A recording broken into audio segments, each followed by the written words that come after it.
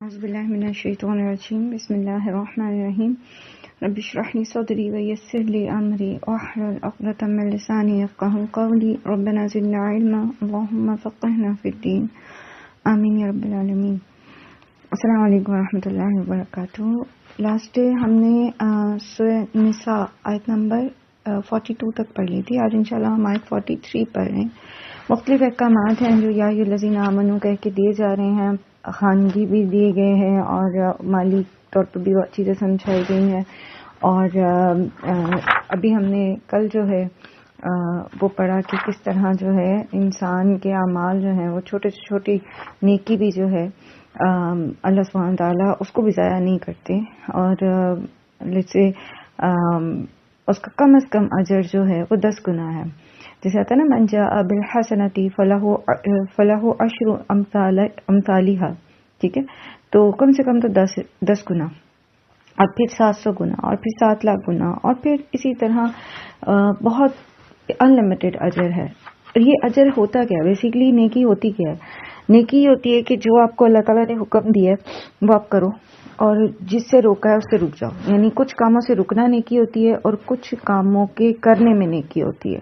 تو یہی اب آگے تعلیمات آ رہی ہیں۔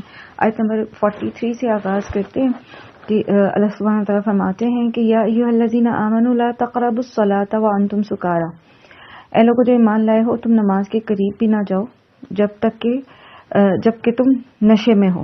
یہ بتدریج آپ کو پتہ ہے کہ شراب کی حرمت کے احکامات آئے، اور سب سے پہلا حکم جو تھا وہ سورہ بقرہ کا تھا جو ہم نے پڑھا تھا کہ یسألونک عن الخمر والمیسر۔ تو یہ آپ سے پوچھتے ہیں کہ شراب اور جوئے کے بارے میں، تو آپ ان سے کہہ دیجئے کہ ان میں جو ہے وہ تھوڑا سا جو ہے فائدہ ہے لیکن اس کا گناہ بہت بڑا ہے۔ تو سب سے پہلے ایک آگہی ڈیولپ کی گئی، ایک اس کے بارے میں کراہٹ ڈیولپ کی جا رہی ہے۔ اور کیونکہ شراب بس لائک جیسے لوگ دودھ پیتے ہیں، ٹھیک ہے، ان کے لیے ایک زندگی کا ایک لازم سا جز تھا، جیسے آپ کے ہاں سافٹ ڈرنک پیا جاتا ہے۔ اور اب آپ دیکھیں نا، جیسے بائیکاٹ کی مہم چلی ہے تو سافٹ ڈرنک چھوڑنا لوگوں کے لیے، کوک اور اسپرائٹ اور اس طرح کی چیزوں کو چھوڑنا بھی ایک آزمائش بن گئی ہے، کیونکہ وہ ذائقے ایسے منہ کو لگے ہوئے ہیں کہ کسی اور چیز میں تسلی نہیں ہوتی لوگوں کی، اور وہ پھر اس کے لیے ڈھونڈتے ہیں، بہانے ڈھونڈتے ہیں، ہیلے ڈھونڈتے ہیں، اپنے آپ کو تسلی دیتے ہیں کہ میرے ایک کے چھوڑ دینے سے کیا ہو جائے گا، یا ہم نہیں پئیں گے تو کیا ہو جائے گا، یا یہ تو فیکٹریاں یہیں لگی ہوئی ہیں، ان کے تو مالکان لوکل ہیں، تو ہم اگر یہ بند نہیں پئیں گے تو لوکل مالک کو نقصان ہوگا۔ یہ نہیں ہم دیکھتے کہ ہر کمپنی جو ہوتی ہے وہ اپنا شیئر لیتی ہے، لوکل جہاں وہ فرینچائزز دیتی ہے وہاں پر سے وہ پھر اپنا شیئر بھی لیتی ہے۔ اینی ویز، تو یہ شراب جو تھی یہ ان کے اندر ایک ایسے لازم سا جز تھا نا، تو فوراً منع نہیں کیا گیا۔ اور قرآن کی حکمت ہے، آپ دیکھیں کہ یہی چیز ہم نے سیکھی کہ جب کسی کے اندر کسی برائی کی شدت ہوتی ہے تو پھر پہلے اس کے اندر اس کے لیے ناپسندیدگی پیدا کی جائے، اس کی کراہت پیدا کی جائے، پھر اسے کہا جائے کہ اس کو چھوڑو، اس کو پورا چھوڑو۔ یہ نہیں ہوتا کہ آپ کہیں گے تھوڑی دیر تھوڑا تھوڑا چھوڑ دو، تھوڑا تھوڑا نہیں چھوڑا جاتا، وہ تو لگا رہتا ہے ساتھ۔ پھر جیسے ہم نے ایڈکشن میں پڑھا تھا، ایڈکشن کی جب ہم نے سیشن اٹینڈ کیا تھا تو اس میں ہم نے یہ سیکھا تھا کہ ایسا نہیں ہوتا کہ آپ چیز کو تھوڑا تھوڑا کر کے چھوڑ دیں، کسی بھی چیز کہ آج چلو میں اگر 10 سگریٹ پیتا ہوں ایک دن میں تو میں 8 کروں گا، پھر میں 6 کروں گا، پھر میں 5 کروں گا، تو ایسا نہیں ہوتا۔ وہ یا تو ایک دم چھوڑی جاتی ہے چیز یا پھر وہ نہیں چھٹتی۔ لیکن اگر ہمیں اس کی نقصانات اور اس کی کراہت ایک ہمارے اندر پیدا ہو جائے، ایک ہوتا ہے پتہ ہے، ایک ہوتی ہے کراہت پیدا ہونا، یعنی پتہ ہونا نقصانات اور چیز ہوتی ہے، ہر ایک کو پتہ ہوتے ہیں، لیکن اس سے نفرت پیدا کرنا، اس برائی سے کی کراہت پیدا کرنا، تو وہ یہاں دوسرا حکم آ رہا ہے۔ اور چونکہ نماز ایک لازمی سا جز تھا اور نماز سے صحابہ اکرام کو بہت محبت تھی اور وہ سوچ بھی نہیں سکتے تھے کہ نماز چھوڑی جائے، تو پھر ان کو یہ کہا گیا کہ جب تک تم نشے کی حالت میں ہو تو تم نماز نہیں پڑھو گے۔ یہ دوسرا حکم ہے شراب کی حرمت کے بارے میں۔ اور جب یہ حکم اترا تو اس وقت حضرت عمر نے یہ دعا کی تھی کہ مطلب اس کو پورا ہی ختم کر دیا جائے، یہ شراب کی جو ہے لت، اس کے لیے حرمت کے احکامات آ جائیں۔ تو پھر یہ آیت جو ہے سورہ مائدہ کی آیت نمبر 91 جو ہے وہ اتری کہ یا الذین آمنوا انما الخمر والمیسر والانصاب والازلام رجس من عمل الشیطان فاجتنبوہ لعلکم تفلحون سے لے کر 91 کے اینڈ پہ آتا ہے کہ فہل انتم منتہون، کہ پھر کیا تم باز آتے ہو. تو یہ جب سنا تو پھر حضرت عمر رضی اللہ عنہ نے فرمایا کہ ہم باز آئے، ہم نہیں کریں گے، ہم یہ نہیں پئیں گے، بالکل ختم خلاص. تو اچھا اب ہوا یہ کہ جب سورہ نساء کی یہ آیت نازل ہوئی، یہ والی یا الذین آمنوا لا تقربوا الصلاۃ وانتم سکارا، تو اس میں پھر یہ طریقہ نکالا گیا کہ جب نماز کھڑی ہوتی تو ایک شخص جو ہے وہ آواز لگاتا کہ کوئی نشے والا آدمی نماز کے قریب بھی نہ، یعنی جس نے شراب پی بھی ہے، کسی قسم کا نشہ کیا. اور یہاں پر سکارا کا لفظ آیا، یہ خمر کا لفظ نہیں آیا، ٹھیک ہے. تو سکارا میں پھر ساری نشاور چیزیں آ جاتی ہیں، اور چونکہ وہاں پر شراب ہی نشے کے طور پہ زیادہ استعمال ہوتی تھی تو اس لیے اس کو شراب ہی کے طور پر لیا جائے گا. لیکن ہر وہ چیز جو نشاور ہے، کیونکہ آگے اگر آپ دیکھیں تو اللہ تعالیٰ فرمانے کہ حتی تعلموا ما تقولون، جہاں تک کہ تم یہ جان لو کہ تم کیا کہہ رہے ہو، نماز میں تم پڑھ کیا رہے ہو، اس وقت تک جب تک تم اپنے اتنے بقائے میں ہوش و حواس نہیں ہو تو تم نماز نہیں پڑھو نا. تو کسی بھی قسم کا نشہ جو انسان کے دماغ کو معاف کر دیتا ہے، جو اس کو سمجھ نہیں آتی کہ وہ کیا بول رہا ہے کیا پڑھ رہا ہے. اچھا اس میں یہاں تک تو ہے بات نشے کی، ٹھیک ہے. لیکن اگلی آیت کے اس حصے کو پڑھ کے ایک بڑا ہی احساس ہوتا ہے انسان کو. اللہ تعالیٰ فرما رہے ہیں کہ یا الذین آمنوا لا تقربوا الصلاۃ وانتم سکارى حتی تعلموا ما تقولون، یہاں تک کہ تم جان لو کہ تم کیا کہہ رہے ہو. تو ہمیں تو پتہ ہی نہیں ہوتا نماز میں کیا کہہ رہے ہیں. ایک تو یہ کہ ٹرانسلیشن نہیں پتا ہمیں کہ ہم کیا پڑھ رہے ہیں، اس لیے ہم نے یہ چیز لازم کی کہ بچوں کو بھی سکھایا جائے نماز کا ترجمہ، ٹھیک ہے. تو نماز کا ترجمہ اور اس کے ساتھ ساتھ پھر سینس جو آپ پڑھ رہے ہو، جو آپ دعائیں مانگ رہے ہو، اس کی سینس ڈیولپ ہو، اس کا شعور ڈیولپ ہو. اب دیکھیں صاف صاف کہا جائے حتی تعلموا ما تقولون، تم جو کہہ رہے ہو تمہیں پتا ہو کہ تم کیا کہہ رہے ہو. اس کے بعد اللہ تعالیٰ فرما رہے ہیں کہ نماز کے قریب نہ جانے میں اور کیا ہے، وَلَا جُنُبًا إِلَىٰ عَابِرِ السَّبِيلِ حَتَّىٰ تَغْتَسِلُوا، ٹھیک ہے. اور یہ کہ جنابت کی حالت میں جب تک کہ تم غسل نہ کر لو، یعنی جنابت میں بھی نماز نہیں پڑھی جاتی. اور حالت جنابت کیا ہوتی ہے؟ جب جو ہے وہ جمع کیا جاتا ہے تو پھر مرد اور عورت جو ہے وہ دونوں حالت جنابت میں ہوتے ہیں. وَإِن كُنتُم مَرْضَىٰ، اور اگر تم مریض ہو، او علی سفرین، یا پھر تم سفر پر ہو، او جاء احد منکم من الغائط، اور تم میں سے کوئی رفع حاجت کر کے آیا ہے، او لامستم النساء، یا پھر تم نے عورتوں سے مباشرت کی ہے، فلم تجدوا ماء، اور پھر تمہیں پانی نہیں ملتا، یعنی غسل کرنے کے لیے، وضو کرنے کے لیے پانی نہیں ملتا، جہاں غسل واجب ہے اور جہاں وضو واجب ہے دونوں کے لیے آ جائے گا، اور آپ کے پاس پانی نہیں ہے، فَتَيَمَّمُوا صَعِيدًا طَيِّبًا فَامْسَحُوا بِوُجُوهِكُمْ وَأَيْدِيكُمْ.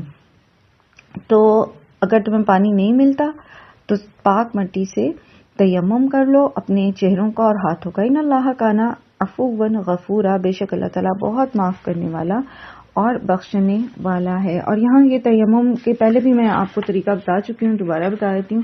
اور اس کی کنڈیشنز یہی ہیں جیسے یہاں اللہ تعالیٰ نے بتا دیا کہ وَإِن كُنتُم مَرْضَىٰ، ٹھیک ہے. اگر پانی کے استعمال سے مرض کے بڑھنے کا اندیشہ ہو، موت کا اندیشہ ہو، سخت شدید سردی میں یک ٹھنڈا پانی ہو، اور انسان کو شدید قسم کی کسی بیماری یا موت کا اندیشہ ہو، یا وہ پہلے سے بیمار ہے اور وہ اس وضو نہیں کر سکتا، اس کو منع کیا گیا ہے پانی کو ہاتھ لگانے سے یا وضو غسل کرنے سے. جیسے کسی کے سر پہ چوٹ ہے بہت، مطلب یا بازو جو ہے وہ زخمی ہے، اس میں یہ بھی کیا جا سکتا ہے کہ اگر پانی میسر ہے اور آپ اس حصے کے اوپر سے مسح کر لیتے ہیں اور باقی حصہ جو ہے آپ کا اس سے آپ وضو کر لیتے ہیں. لیکن اگر پانی میسر ہی نہیں ہے، ٹھیک ہے، بیمار ہیں، پانی میسر نہیں ہے اور غسل واجب ہو گیا ہے یا نماز پڑھنی ہے، وضو کرنا ہے تو پانی نہیں ہے، تو پھر تیمم کیا جائے گا. یاد رکھیے تیمم کے لیے خشک مٹی پاک ہوتی ہے، اور مٹی جیسے پہلے بھی میں نے آپ سے عرض کیا تھا کہ حتیٰ کہ اگر ایسی مٹی جو آپ کے ہاتھ کو لگ جائے، ٹھیک ہے، اور ریت اور سیمنٹ اور چونے وغیرہ سے تیمم نہیں ہوتا، مٹی سے ہوتا ہے. دونوں ہاتھ آپ مٹی پہ ماریں، اس کے بعد اس کے اوپر پھونک ماریں گے، پھر دونوں ہاتھوں کو اپنے چہرے کے اوپر ملیں گے اور پھر بائیں ہاتھ سے دائیں ہاتھ کو اور دائیں ہاتھ سے بائیں ہاتھ کو جو ہے وہ مل لیں گے. تو یہ آپ کا تیمم ہوتا ہے غسل کے لیے بھی اور وضو کے لیے بھی، یہی کفایت کرتا ہے. اور اس میں ہم نے پہلے بخاری شریف میں ماشاءاللہ اس کے اوپر ہم نے پڑھ بھی لیا تھا کافی تفصیل سے. اور اگر کسی کے ذہن میں کوئی سوال ہوگا تو آپ پوچھ لیجیے گا، لیکن بات تو یہ ہے کہ اس میں انسان اپنے دل سے فتویٰ لے کہ کیا واقعی اس کو اتنا مطلب کوئی مرض ایسا لاحق ہے یا کوئی ایسی تکلیف ہے کہ وہ تیمم کرے. ادروائز پانی میسر ہے اور گرم کیا جا سکتا ہے یا تازہ کیا جا سکتا ہے اس کو، تو پانی موجود ہے تو پھر وضو ہی کرنا چاہیے. لیکن اگر کوئی صورتحال نہیں ہے، جیسے ہماری کلاس میں خاتون تھیں، آنٹی جی تھیں بڑی اچھی، بہت ماشاءاللہ سے بہت سالوں سے ہماری کلاس میں آ رہی تھیں، ہم سے بھی پہلے آ رہی تھیں، پھر ہمارے ساتھ بھی پڑھا انہوں نے، پھر ہم جب ٹیچر بن گئے تب بھی وہ ہمارے ساتھ پڑھتی رہیں. تو انہوں نے ذکر کیا کہ وہ کشمیر کے کسی علاقے میں شادی پہ کسی پہ گئی تھی، تو کہتی تہجد کے وقت میں اٹھی تو پانی یخ ٹھنڈا تھا. آپ کو پتہ برف پڑتی ہے وہاں پہ، اور وہاں پر ویسے بھی مطلب ایک شاید گیس ویس کی بھی اتنی سہولت نہیں ہے. تو کہتی میں سوچتی رہی کہ اب میں کیا کروں، کیسے کہوں ان کو کہ مجھے گرم پانی چاہیے وضو کرنے کے لیے. تو کیا میں وہاں تیمم کر لیتی. اب یہاں دیکھیں گے پانی میسر ہے لیکن محض ان کی جھجک ہے، ٹھیک ہے، کوئی بیماری کا اندیشہ نہیں ہے، کوئی اور شرعی عذر نہیں ہے، محض ان کی جھجک ہے. تو وہ تو انسان جو ہے پھر حق بیان کرتے ہوئے حیا نہیں کرتا نا.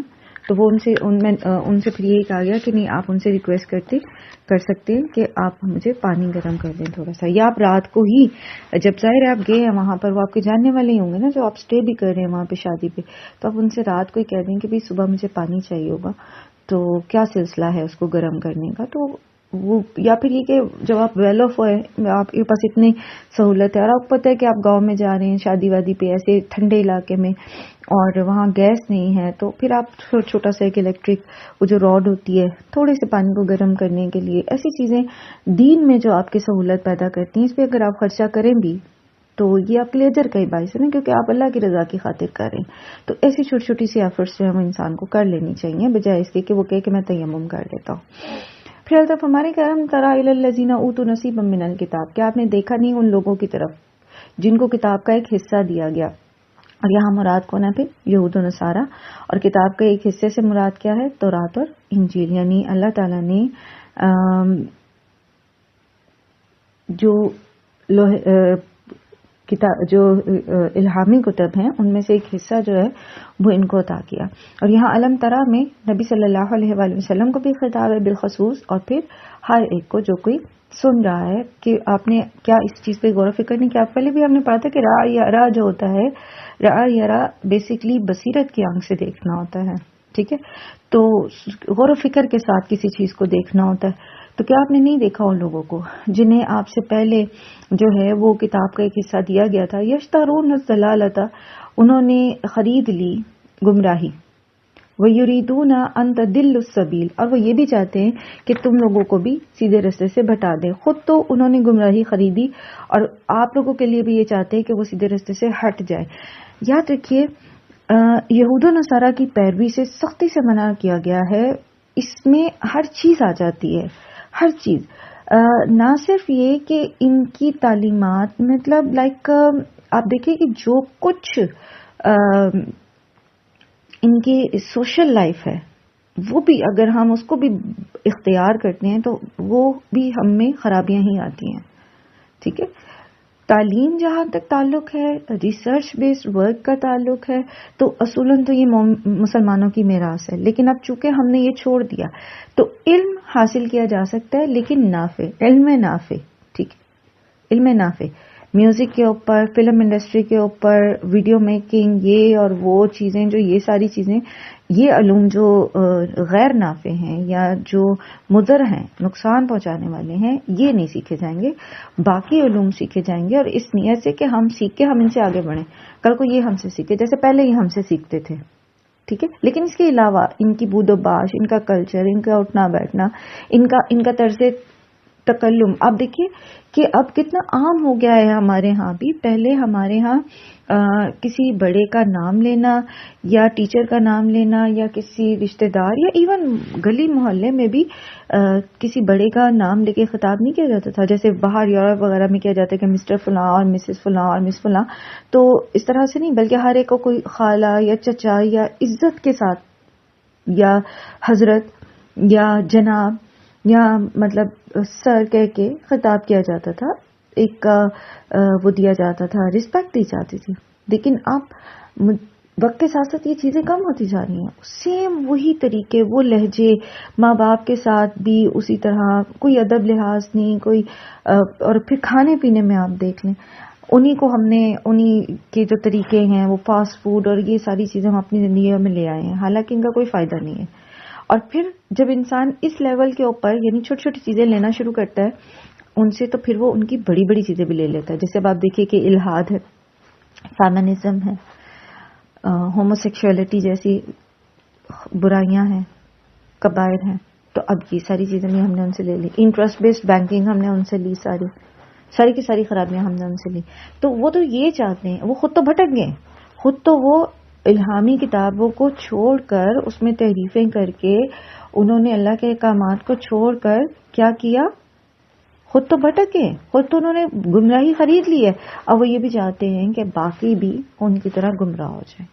اب مسلمان بھی وہی کچھ کرنا شروع کر دیں. وہی کچھ ہم کر رہے ہیں، ہم وہی کچھ کر رہے ہیں. ہم اپنی تباہیوں کے خود ذمہ دار ہیں. اللہ ہم پہ رحم کرے. اللہ تعالیٰ ہمیں انفرادی طور پر بھی اصلاح کی توفیق دے اور اجتماعی طور پر بھی. تو اللہ تعالیٰ نے صاف بتا دیا کہ یریدون ان تضلوا السبیل، وہ چاہتے ہیں کہ تم لوگ بھی سیدھے راستے سے بھٹک جاؤ. اور ایک وقت ایسا آئے گا، اور یہ راضی نہیں ہوتے آپ سے، پھر بھی یہ راضی نہیں ہوتے. ہر چیز آپ ان کی مان لیں، ڈو مور کے سارے تقاضے مان لیں، تب بھی آپ سے راضی نہیں ہوں گے. جیسے سورہ بقرہ میں آپ نے پڑھا نا کہ وَلَن تَرْضَىٰ عَنْكَ الْيَهُودُ وَلَا النَّصَارَىٰ حَتَّىٰ تَتَّبِعَ مِلَّتَهُمْ. جب تک آپ ان کا دین ہی اختیار نہیں نہ کر لیتے، آپ وحدانیت کو چھوڑ نہیں دیتے، آپ توحید کو چھوڑ نہیں دیتے، آپ دین کو، اسلام کو کی اصل شکل کو چھوڑ نہیں دیتے، تب تک یہ آپ سے راضی نہیں ہوں گے.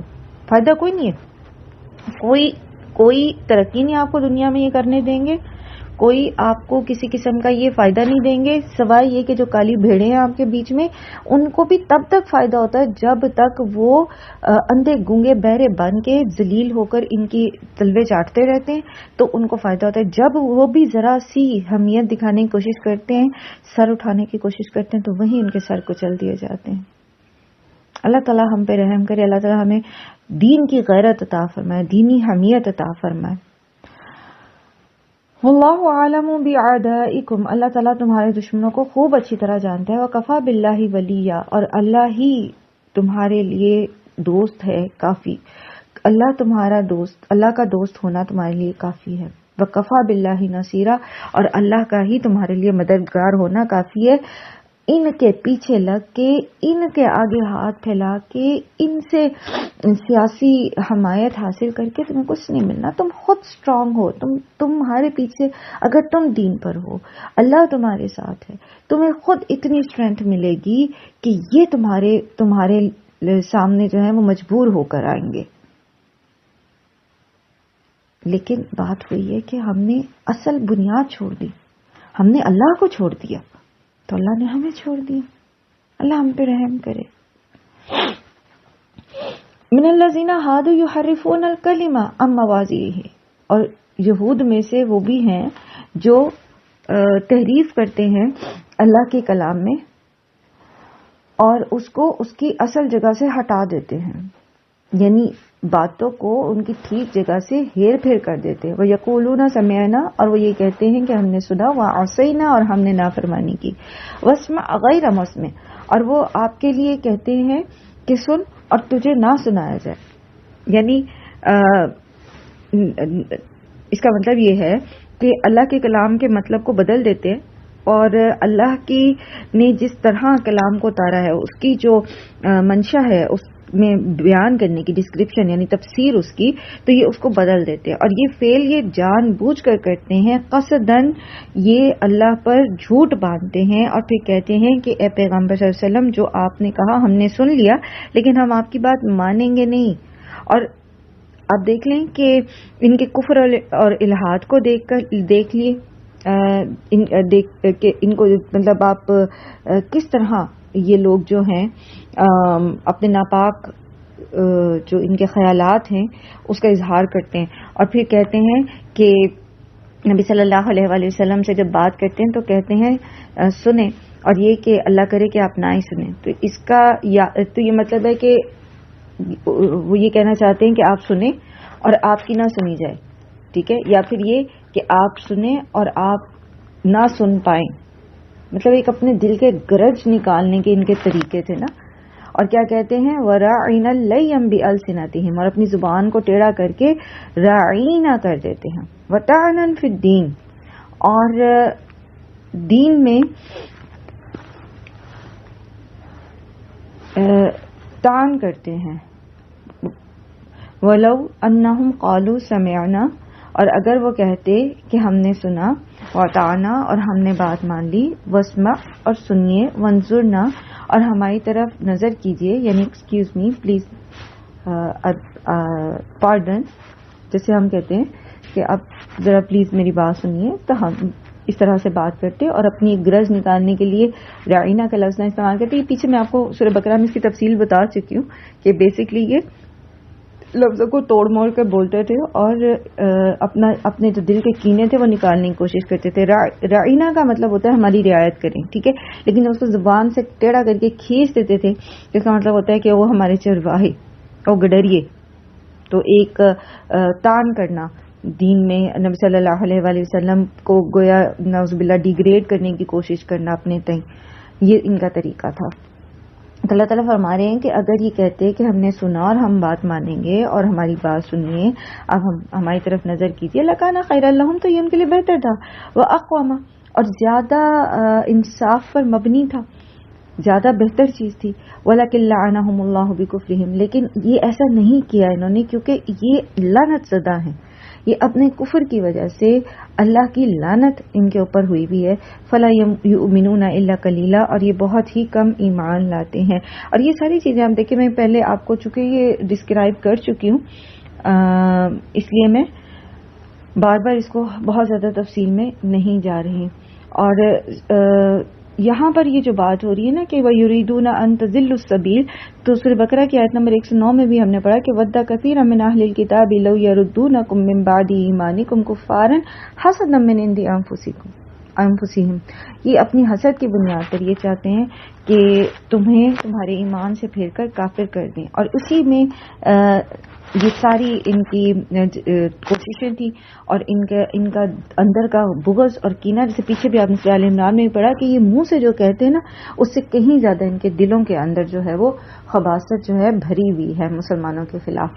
پھر اللہ تعالیٰ فرمانے کہ یا ایھا الذین اوتوا الکتاب آمنوا بما نزلنا مصدقا لما معکم، اے وہ لوگوں جو کتاب دیے گئے ہو اس چیز پر ایمان لاؤ جو تصدیق کرنے والا ہے اس کی جو تمہارے پاس ہے، جو ہم نے نازل کیا.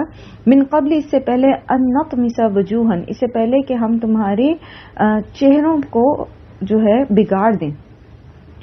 فنردھا علی ادبارها، اور ہم انہیں لوٹا کر پیٹھ کی طرف کر دیں. او نلعنہم کما لعنا اصحاب السبت، اور یہ کہ ہم لعنت بھیج دیں جیسے ہم نے ہفتے کے دن والوں پر لعنت کی تھی. وکان امر اللہ مفعولا، اور اللہ کا حکم جو ہے وہ ہو کر ہی رہتا ہے. تو دوبارہ سے اہل کتاب کو جو ہے وہ بتایا جا رہا ہے، انہیں ایک وارننگ دی جا رہی ہے کہ قرآن پر ایمان لے آؤ، محمد صلی اللہ علیہ وسلم پر ایمان لے آؤ، اس سے پہلے کہ اگر تم نے بات نہ مانی تو تمہارے چہرے بگاڑ دیے جائیں گے، اور حسی اور مانوی دونوں طریقے سے. دیکھیں حسی طریقے سے آپ دیکھیے کہ جیسے مثال دی اللہ تعالیٰ نے اصحاب سبت کو بندر بنا دیا گیا تھا، پھر انہی میں جو ہیں ان کو خنزیر بھی بنانے کی بات آتی ہے قرآن کریم میں. اور پھر یہ مانوی اعتبار سے آپ یہ دیکھیں کہ جب بے حسی آخری حد تک پہنچ جائے تو سب حسیات ہوتے ہوئے، کیونکہ وجوہن جو ہے نا اس میں ناک کان منہ وغیرہ آ جاتا ہے نا، تو یہ حسیات میں آ جاتی ہیں ساری چیزیں. تو حسیات بدل جاتی ہیں، صحیح اور غلط کی پہچان ختم ہو جاتی ہے. تو نطمس وجوہن میں حسی طور پر یعنی ظاہری طور پر بھی چہروں کا بگڑنا ہے، اور دوسرا پھر معنوی طور پر بھی کہ انسان جو ہے اس کی حسیات ہی ختم ہو جائیں گی. اور ہم دیکھتے ہیں کہ یہ ہمارے سامنے موجود ہے کہ صحیح کو غلط اور غلط کو صحیح سینس کریں. ٹھیک ہے، یعنی اللہ تعالیٰ ہدایت کی توفیق ہی چھین لے گا، پھر ہدایت کی طرف نہیں آئیں گے. ایک اور جگہ آتا ہے نا کہ لو نشاء لطمسنا اعینہم، اگر ہم چاہیں تو ہم ان کی نگاہوں کو بگاڑ دیں، پھیر دیں. اور اللہ تعالیٰ کے لیے کچھ بھی مشکل نہیں ہے ایسا کرنا. اور آپ دیکھیں کہ جیسے ان لوگوں نے وقت کے ساتھ ساتھ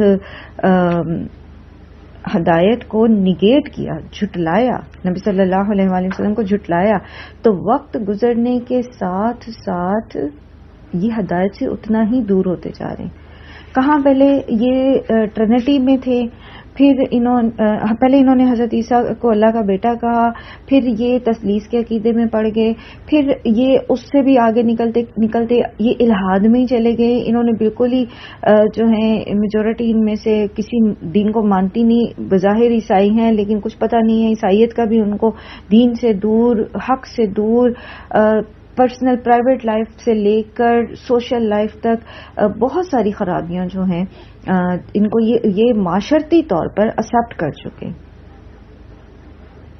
تو اللہ سبحانہ تعالی ہم پر رحم کریں اور ہمیں ان کو فالو کرنے سے اپنی پناہ میں رکھیں. ان اللہ لا یغفر ان یشرک بہ ویغفر ما دون ذلک لمن یشاء، بے شک اللہ تعالیٰ شرک کی بخشش نہیں کرتا اور اس کے علاوہ جو کچھ بھی گناہ ہوگا وہ اللہ تعالیٰ اس کو بخش دے گا. ومن یشرک باللہ فقد افترى اثما عظیما، اور جس نے اللہ کے ساتھ شرک کیا تو اس نے اللہ پر بہت بڑا جھوٹ باندھا. شرک سے بڑا نہ تو کوئی ظلم ہے، ان الشرک لظلم عظیم، اور نہ ہی اس سے بڑا کوئی جھوٹ ہے. یاد رکھیے کہ اللہ تعالیٰ کا بندوں کے معاملے میں یہ وعدہ ہے کہ اگر وہ شرک نہیں کرتے، کفر نہیں کرتے، تو اللہ پر ہے کہ وہ اگر کہ وہ توبہ کیے بغیر بھی دنیا سے چلے گئے تو اللہ تعالیٰ چاہے گا تو ان کو معاف کر دے گا. یعنی اگر ایک شرک ہے جس کو معاف نہیں کیا جائے گا، باقی شرک اور کفر کو، باقی کوئی بھی گناہ ہے تو اللہ تعالیٰ اپنی رحمت کے ساتھ جو ہے وہ اس کو معاف کر دے گا. یہ اللہ پر ہے. جو شخص توبہ کر کے جاتا ہے وہ تو 100% معاف کیا جاتا ہے، اس کا تو وعدہ اللہ تعالیٰ نے وعدہ کیا ہے کہ جو توبہ کرے گا اللہ کے پاس سچے دل سے تو اس کے سارے گناہ معاف کر دیے جائیں گے. وہ شخص جو توبہ کرتا ہے بالکل ایسے ہو جاتا ہے گویا کہ اس نے گناہ کیا ہی نہیں. ٹھیک ہے نا. اچھا، اس کے بعد یہ کہ اگر اس نے شرک نہیں کیا تو اور کفر نہیں کیا تو وہ ہمیشہ جہنم میں رہے گا نہیں، ایک چیز. دوسری یہ کہ اگر وہ جہنم میں پھینکا بھی جاتا ہے اپنے گناہوں کی وجہ سے، تب بھی کیا ہے کہ اللہ تعالیٰ اس کو بالآخر جنت میں بھیج دیں گے. اور تیسری چیز یہ کہ ہو سکتا ہے کہ اللہ تعالیٰ اپنی رحمت سے اس کو معاف ہی کر دیں، یعنی اللہ تعالیٰ اس کو جہنم میں پھینکے ہی نہ. رائٹ.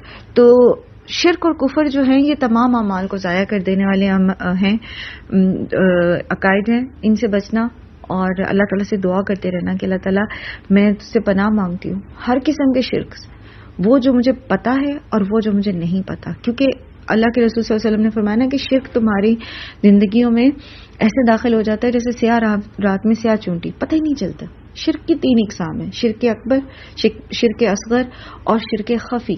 ٹھیک ہے. شرک اکبر تو ہمیں پتا ہے کہ اللہ کی الوہیت میں، ربوبیت میں اور اسماء و صفات میں شرک، اور اس کے حقوق میں شرک، اس کی محبت میں شرک، اور یہ سارا ہم پیچھے تفصیل سے پڑھ کے آئے ہیں. اور شرک اصغر ہوتا ہے ریاکاری، یعنی اللہ کی کوئی بھی نیکی کا کام اخلاص نیت سے نہیں بلکہ کسی بھی اور نیت سے کرنا، دکھاوے کے لیے کرنا. اور شرک خفی یہ شرک ہے جس کا ہمیں پتہ بھی نہیں چلتا، یہ کیسے ہماری زندگیوں میں داخل ہو جاتا ہے، کہاں ہم کوئی ایسی بات کر جاتے ہیں. جیسے ایک شخص آیا نبی صلی اللہ علیہ وآلہ وسلم کے پاس اور کہا کہ جیسا اللہ چاہے اور آپ چاہیں، تو آپ صلی اللہ علیہ وسلم نے فرمایا کہ یہ نہ کہو بلکہ کہو جیسا صرف اللہ چاہے، یعنی ویسا ہی ہوتا ہے جو صرف اللہ چاہتا ہے. تو تم مجھے اللہ کے ساتھ نعوذ باللہ شریک نہ کرو. تو ہمیں نہیں پتا ہم کیا بول جاتے ہیں. بہت سارے ایسے گانے ہیں، چیزیں ہیں، ہم نعوذ باللہ وہ بچوں کی زبانوں پہ ہیں اور پتہ بھی نہیں چلتا کہ وہ کتنا بڑا گناہ ہے. شرک کے الفاظ ہیں اس کے اندر. استغفر اللہ. اللہ سبحانہ تعالیٰ ہم سب کو اپنی پناہ میں رکھیں. پھر اللہ تعالیٰ فرما رہے ہیں کہ الم تر الی الذین یزکون انفسہم، کیا آپ نے نہیں دیکھا ان لوگوں کی طرف جو اپنی پاکیزگی کا اظہار کرتے ہیں، اپنی پاکیزگی یا کی تعریف کرتے ہیں، اپنی خود ستائشی کرتے ہیں. اپنی تعریف آپ کرنا جسے کہتے ہیں نا، اپنے منہ میاں مٹھو بننا. یہ یہود و نصارہ کا قول ہے جو یہ کہتے تھے نا کہ نحن ابناء اللہ واحباہ، اور یہ کہ لن يدخل الجنت الا من کان ہودا او نصارا. تو اس میں اس کی تردید میں یہ آیت جو ہے نازل ہوئی. یہ حضرت مجاہد جو تابعی ہیں ان کا یہ قول ہے. اسی طرح حضرت ابن عباس کہتے ہیں کہ یہودیوں کا اپنے بچوں کے آگے کرنے کا واقعہ بیان کرتے فرماتے، مطلب وہ اپنے بچوں کو امام بناتے اور کہتے کہ یہ بے گناہ ہے. اور اسی طرح وہ کہتے کہ جو ہمارے بچے فوت ہو گئے تو وہ اللہ کے قرب کا ذریعہ ہے ہمارے لیے، وہ سفارشی ہیں، وہ ہمیں بچا لیں گے. اور اس طرح سے وہ اپنی مدح اور اپنی خود ستائشی کہ ہم عالم ہیں، باقی ان پڑھ ہیں، اور ہمارے پاس کتاب ہے اللہ کی اور ہم چنے ہوئے لوگ ہیں. تو یہ بیسکلی اشارہ تو اہل کتاب ہی کی طرف ہے. ٹھیک ہے. اور عمومی طور پر یہ تعلیم ہے کہ انسان خود ستائشی نہ کرے، سیلف پریز کا شکار نہ ہو. ٹھیک ہے. صحیح مسلم کی روایت ہے کہ نبی صلی اللہ علیہ وسلم نے حکم دیا کہ ہم مدح کرنے والوں کے منہ مٹی سے بھر دیں. مدح کہتے ہیں تعریف. ٹھیک ہے. تعریف کے لیے دو لفظ استعمال ہوتے ہیں، ایک ہوتی ہے حمد اور ایک ہوتی ہے مدح. ٹھیک ہے. حمد اللہ کے لیے ہوتی ہے کیونکہ حمد وہ تعریف ہوتی ہے جو کسی کی ذاتی صفت پر ہو، اور مدح وہ تعریف ہوتی ہے جو کسی بورڈ ایٹریبیوٹ کے اوپر ہو. مثلا انسان کی جتنی بھی صفات ہیں وہ اس کی اپنی تو نہیں ہے. مطلب اگر وہ خوبصورت ہے تو وہ خود تو نہیں خوبصورت بنا، یا یہ کہ وہ اگر بہت زیادہ اس کے پاس علم ہے تو وہ علم اس کو اللہ نے توفیق دی تو حاصل کیا اس نے. یعنی جو بھی چیز قابل تعریف ہے وہ بیسیکلی انسان کی اپنی نہیں ہوتی، وہ اللہ کی طرف سے اس کو ملی ہے. تو اس لیے انسانوں کی مدح ہوتی ہے اور اللہ کی حمد ہوتی ہے. ٹھیک ہے. ہوتی دونوں تعریف پر ہے، لیکن چونکہ اللہ کی صفات اپنی ہے، ذاتی ہے. ٹھیک ہے. تو اس لیے حمد ہے، لیکن انسان کی صفات ذاتی نہیں ہوتی، اس لیے اس کے لیے تعریف کے لیے مدح کا لفظ بولا جاتا ہے. اللہ کے لیے مدح کا لفظ نہیں بولا جاتا. بخاری اور مسلم میں ہے کہ نبی صلی اللہ علیہ وآلہ وسلم نے ایک مرتبہ ایک شخص کو دوسرے کی مدح اور ستائش کرتے ہوئے سنا تو آپ نے فرمایا کہ افسوس تو نے اپنے ساتھی کی گردن توڑ دی. پھر فرمایا کہ اگر تم میں سے کسی کو ایسی ہی ضرورت کی وجہ سے کسی کی تعریف کرنی ہو تو یوں کہو کہ فلاں شخص کے بارے میں میری رائے یہ ہے. اللہ کے نزدیک پسندیدہ عمل یہی ہے کہ کسی کے منہ پر تعریف نہ کی جائے. یعنی ایک تو یہ کہ انسان نہ اپنی تعریف کرے خود، اور یہ کہ دوسرے کے منہ پہ بھی اس کی تعریف نہ کی جائے، بہت زیادہ تعریف نہ کی جائے. بعض جگہ پر آپ کو ایسے لوگوں سے واسطہ پڑتا ہے کہ جن کو موٹیویٹ کرنے کے لیے آپ کو ان کی تعریف کرنی پڑتی ہے. تو یہاں تک تو ٹھیک ہے، لیکن ہر وقت کسی کی تعریفیں کرنے سے، چاہے وہ بچے ہیں، چاہے وہ بڑے ہیں، چاہے وہ کوئی عالم ہیں، چاہے وہ کوئی بھی ہیں، تو ایسے میں پھر اس کی صلاحیتیں ماند پڑنی شروع ہو جاتی ہیں. وہ ایک تو یہ کہ وہ دھکا سٹارٹ بن جاتا ہے، اس کی تعریف ہو تو وہ کام کرتا ہے، نہ تعریف ہو تو وہ بیٹھ جاتا ہے. دوسرا یہ کہ اس کے اندر ایک تکبر پیدا ہونا شروع ہو جاتا ہے اس تعریف سے، تو وہ اس کا عمل کمزور ہو جاتا ہے. جیسے کہ یہاں نبی صلی اللہ علیہ وسلم نے فرمایا نا کہ تم نے تو اپنے بھائی کی گردن ہی مروڑ دی. یعنی اب وہ کیسے وہ نیکی کا کام کرے گا یا وہ بھلائی کا کام کرے گا، وہ تو خود ستائشی کا شکار ہو جائے گا. پھر مسند احمد کی میں ہے کہ حضرت عمر بن خطاب کا قول ہے کہ جو کہے میں مومن ہوں اور جو کہے کہ میں عالم ہوں تو وہ جاہل ہے، اور جو کہے کہ میں جنتی ہوں وہ جہنمی ہے. اصل میں اس کی وجہ یہ ہے اس قول کی کہ اپنے آپ کے بارے میں یہ تعریفیں کرتے رہنا کہ میں یہ اور میں وہ، بیسکلی انسان کو پھر اصلی عمل سے، جو اصل عمل ہے اسے دور کر دیتا ہے۔ اسی طرح حضرت عبداللہ بن مسعود کا قول ہے کہ وہ کہتے ہیں کہ انسان کے پاس ایک صبح کو اپنے دین میں سے کچھ بھی نہیں ہوتا۔ اس کی وجہ یہ ہوتی ہے کہ صبح کسی اپنے کام سے کسی سے ملا، اس کی تعریف شروع کی، اس کی مدح سرائی شروع کی اور قسمیں کھا کھا کر کہنے لگا کہ آپ ایسے اور آپ ایسے ہیں، حالانکہ نہ وہ اس کے نقصان کا مالک ہے اور نہ نفع کا۔ اور بسا اوقات یہ ہوتا ہے کہ ان تعریفی کلمات کے باوجود بھی اس کا وہ کام نکلتا نہیں ہے، لیکن اس نے اللہ کو ناخوش کر دیا ہوتا ہے۔ ٹھیک ہے، اسی طرح آگے آپ دیکھیں انشاءاللہ سورہ نجم آیت نمبر 32 جو ہے کہ فلا تزکوا انفسکم، اس میں بھی انشاءاللہ اس کی ہم تفسیر پڑھیں گے۔ یہاں پر جو لفظ استعمال ہوا ہے زکا یزکی سے، تو زکا یزکی یہ باب تفعیل سے ہے، ٹھیک ہے، اس کا مطلب ہوتا ہے پاک کرنا، تو دوسروں کے سامنے اپنے آپ کو پاک ظاہر کرتے رہنا، اس کا میننگ بنے گا۔ اس کو آپ دو طرح سے سمجھیں۔ ایک تو یہ ہے کہ صرف اپنی تعریف کو بڑھانے کے لیے مطلب اپنی قابلیت کا اظہار کرنا، صرف اپنے آپ کا مرتبہ بڑھانے کے لیے، اپنے بچوں کا، اپنے گھر والوں کا، کسی کا بھی، ٹھیک ہے، یا خاص طور پہ انفسہم کہا جا رہا ہے تو نفس میں پھر اپنی اور اپنے گھر والے اور اپنے بیوی بچے اور اپنی، بعض خواتین کو بڑی عادت ہوتی ہے ہمارے پچھلے تو ایسے تھے، ہمارے ابا تو ایسے کرتے تھے، ہماری اماں تو ایسے کرتی تھی، اور ہم تو یہ، اور میرا خاندان یہ، اور میرا وہ، اور میرا وہ، ٹھیک ہے، تو یہ چیزیں سخت ناپسند ہیں، سخت ناپسند کہ اپنی تعریف، خاص طور پر نیکی کے معاملے میں، ہمارے ہاں تو جی ایسے نماز کا اہتمام ہوتا تھا، اور ہمارے ابا جی تو ایسے صبح صبح جو ہیں وہ اتنا قرآن پڑھ لیتے تھے اور اتنا یہ کر لیتے تھے، اور میں تو یہ کرتی ہوں اور میں تو وہ کرتی ہوں۔ یہ سخت ناپسندیدہ باتیں ہیں، ایک چیز یہ۔ دوسری چیز اس لفظ میں زکا یزکی میں ہے کہ اب کوئی آپ کے بارے میں کسی غلط فہمی کا شکار ہو گیا ہے اور آپ اس کے سامنے اپنی پاکی بیان کر رہے ہیں، یعنی آپ اپنے آپ کو ہر وقت بندوں کے سامنے اپنی صفائیاں پیش کرنا، یہ بھی نہیں پسند، ٹھیک ہے، یہ چیز بھی ناپسندیدہ ہے کہ ہر وقت آپ لوگوں کے سامنے اپنی صفائیاں دیتے رہیں۔ یاد ہے کہ آپ نے پیچھے پڑھا نا وَكَفَى بِاللَّهِ وَلِيًّا اور وَكَفَى بِاللَّهِ نَصِيرًا، ضروری نہیں ہے کہ لوگ آپ کو اچھا سمجھیں، بات یہ ہے کہ اللہ کے سامنے ہمیں سچے ہونا، ٹھیک ہے۔ تو دو طرح کے کردار ہیں ہمارے سامنے، ایک وہ جو اللہ سے ڈرتا ہے، اللہ کے سامنے اپنے عیوب سے شرمندہ ہے، ان کو دور کرنا چاہتا ہے، اور جس کو پتا ہے کہ میرا رب میرے دل کے نہا خانے میں چھپی ہوئی بھی نیت جانتا ہے، میری صلاحیتیں جانتا ہے، ٹھیک ہے، تو وہ اللہ کے سامنے سچا ہوتا ہے، اس کو بندوں کی پرواہ نہیں ہوتی۔ دوسرا کردار وہ ہے جو لوگوں کی نظر میں اچھا بننے کی کوشش کرتا رہتا ہے ہر وقت، اور میجورٹی ہم میں سے ایسی ہوتی ہے، چاہے وہ ہمارے بچوں کی جو ہے وہ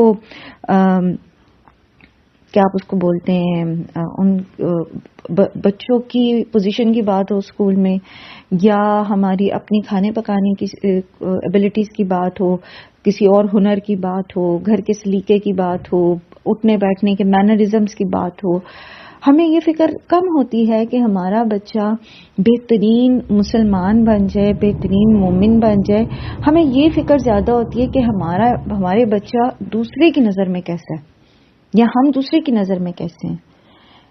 بچے کی دادی میری دیورانی کے بچوں کے بارے میں کیا رائے رکھتی ہے اور میرے بچوں کے بارے میں کیا رائے رکھتی ہے، یعنی ساری دوڑ دھوپ، ایون سم ٹائم اگر ہمیں اپنے بچوں کے گریڈز کا فرق نہیں پڑ رہا، ہمیں خود نہیں فرق پڑ رہا کہ اس نے اتنے پرسنٹ لیے ہے یا اتنے پرسنٹ نہیں، لیکن یہ غم ہمیں کھایا جاتا ہے کہ خاندان والے کیا کہیں گے، اور اس چیز کو لے کے پھر ہمارا فوکس صرف یہ ہوتا ہے کہ لوگ کیا کہیں گے، اور یہ تربیت ہم بچوں کے اندر ڈالتے ہیں، اور یہی منافقت ہوتی ہے، اور ہم خود منافقت کا بیج جو ہے وہ بچوں کے اندر ڈالتے ہیں، یہ کہہ کے کہ لوگ کیا کہیں۔ بات یہ ہے کہ خاص طور پر دنیاوی معاملات میں بھی یہ چیز غلط ہے، اور خاص طور پر نیکی کے معاملے میں بھی یہ چیز غلط ہے کہ لوگوں کی نگاہوں میں دیکھنا ریاکاری بن جاتا ہے، منافقت بن جاتا ہے۔ دوسرا یہ کہ اپنے بارے میں یہ سوچنا کمپیریزن کرتے ہوئے کہ میں فلاں کی نسبت اچھا ہوں، یا میرا دین زیادہ مضبوط ہے، یا میرا علم زیادہ پختہ ہے، یہ چیز سخت ناپسند ہے۔ اپنے بارے میں اپنی سیلف پریز کسی بھی معاملے میں حضرت ام سلمہ جو ام المومنین ہے، ان کی ایک بیٹی کا نام برہ تھا، برہ نیک کو کہتے ہیں نا، تو نبی صلی اللہ علیہ وسلم نے پھر ان کا نام زینب رکھ دیا تھا اور کہا کہ لا تزکوا انفسکم، ٹھیک ہے. اور اس کے لیے نبی صلی اللہ علیہ وسلم نے ہمیں ایک دعا سکھائی ہے، تو وہ دعا ہم سب کریں کہ اللہم آتی نفسی تقواہا وزکیہا انت خیر من زکاہا انت ولیہا ومولاہا، کیونکہ جسے اللہ چاہے نا وہی پاک رہ سکتا ہے. ہم خود اس کام کے جسے کہتے ہیں نا کہ وہ ابیلٹی نہیں رکھتے اپنے نفس کو پاک رکھنے کی، اپنے آپ کو تزکیہ اپنا کرنے کی، جس کو اللہ ہی توفیق دے. کیونکہ خلق الانسان ضعیف ہے، تو ذرا سی بات میں ہمارا نفس جو ہے وہ مائل ہو جاتا ہے دوسری طرف، شہوات کی طرف چلا جاتا ہے، اللہ تعالیٰ کی طرف کے راستے سے ہٹ کے، اللہ کی رضا کے راستے سے ہٹ کے اللہ کے دشمنوں کے راستے پہ چل پڑتا ہے، شیطان کے راستے پہ چل پڑتا ہے. جب تک اللہ کی مدد نہ ہو ہم اس کو کر نہیں سکتے. اور اللہ تعالیٰ یہاں فرما رہے ہیں کہ ولا یظلمون فتیلا، فتیل کہتے ہیں وہ کھجور کی گٹلی کے اوپر ایک باریک سا دھاگا ہوتا ہے نا، اس کو. تو اللہ تعالیٰ کسی پر ظلم نہیں کرتا. بات یہ ہے کہ ہمارے کہنے سے ہمارے مراتب نہیں بڑھنے، ہمارے عمل سے ہمارے مراتب بڑھنے اللہ کے پاس. اور وہی جیسے بھی ہم پہلے بھی بات کر رہے تھے نا کہ ذرے برابر بھی نیکی ہے تو وہ بھی اللہ تعالیٰ کے پاس ضائع نہیں ہوتی. ان اللہ لا یظلم مثقال ذرۃ، ذرے برابر کسی پر اللہ تعالیٰ ظلم نہیں کرتا. اور حدیث قدسی ہے، اللہ تعالیٰ فرماتے ہیں کہ انی حرمت ظلم علی نفسی، میں نے اپنے اوپر ظلم جو ہے وہ حرام کر دیا. تو ہماری نیکیاں ضائع نہیں جائیں گی، بلکہ ہماری چھوٹی چھوٹی سی کوششوں کو اللہ تعالیٰ اور پہاڑ جتنا برابر کر دیں گے، اتنا بڑا اجر دیں گے.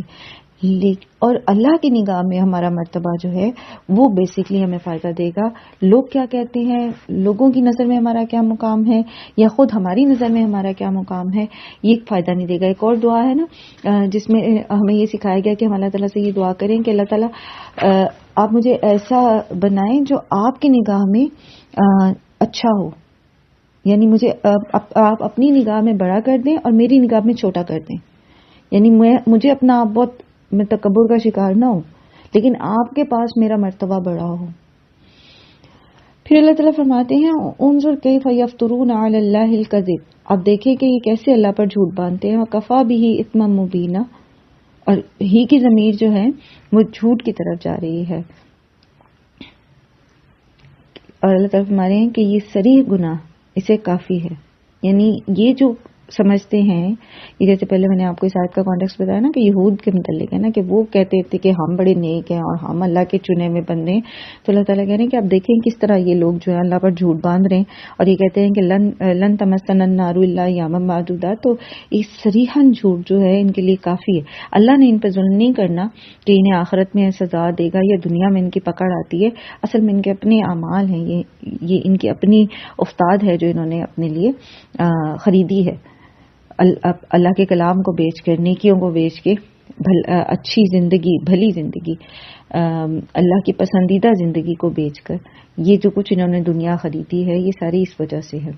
پھر اللہ تعالیٰ فرماتے ہیں الم تر الی الذین اوتوا نصیبا من الکتاب، کیا آپ نے دیکھا نہیں ان لوگوں کی طرف جنہیں کتاب میں سے ایک حصہ دیا گیا. یؤمنون بالجبت، وہ جبت پر ایمان لاتے ہیں. اور جبت سے مراد جو ہے حضرت عمر نے جادو لیا ہے. اور اسی طرح وہ طاغوت کیا ہے؟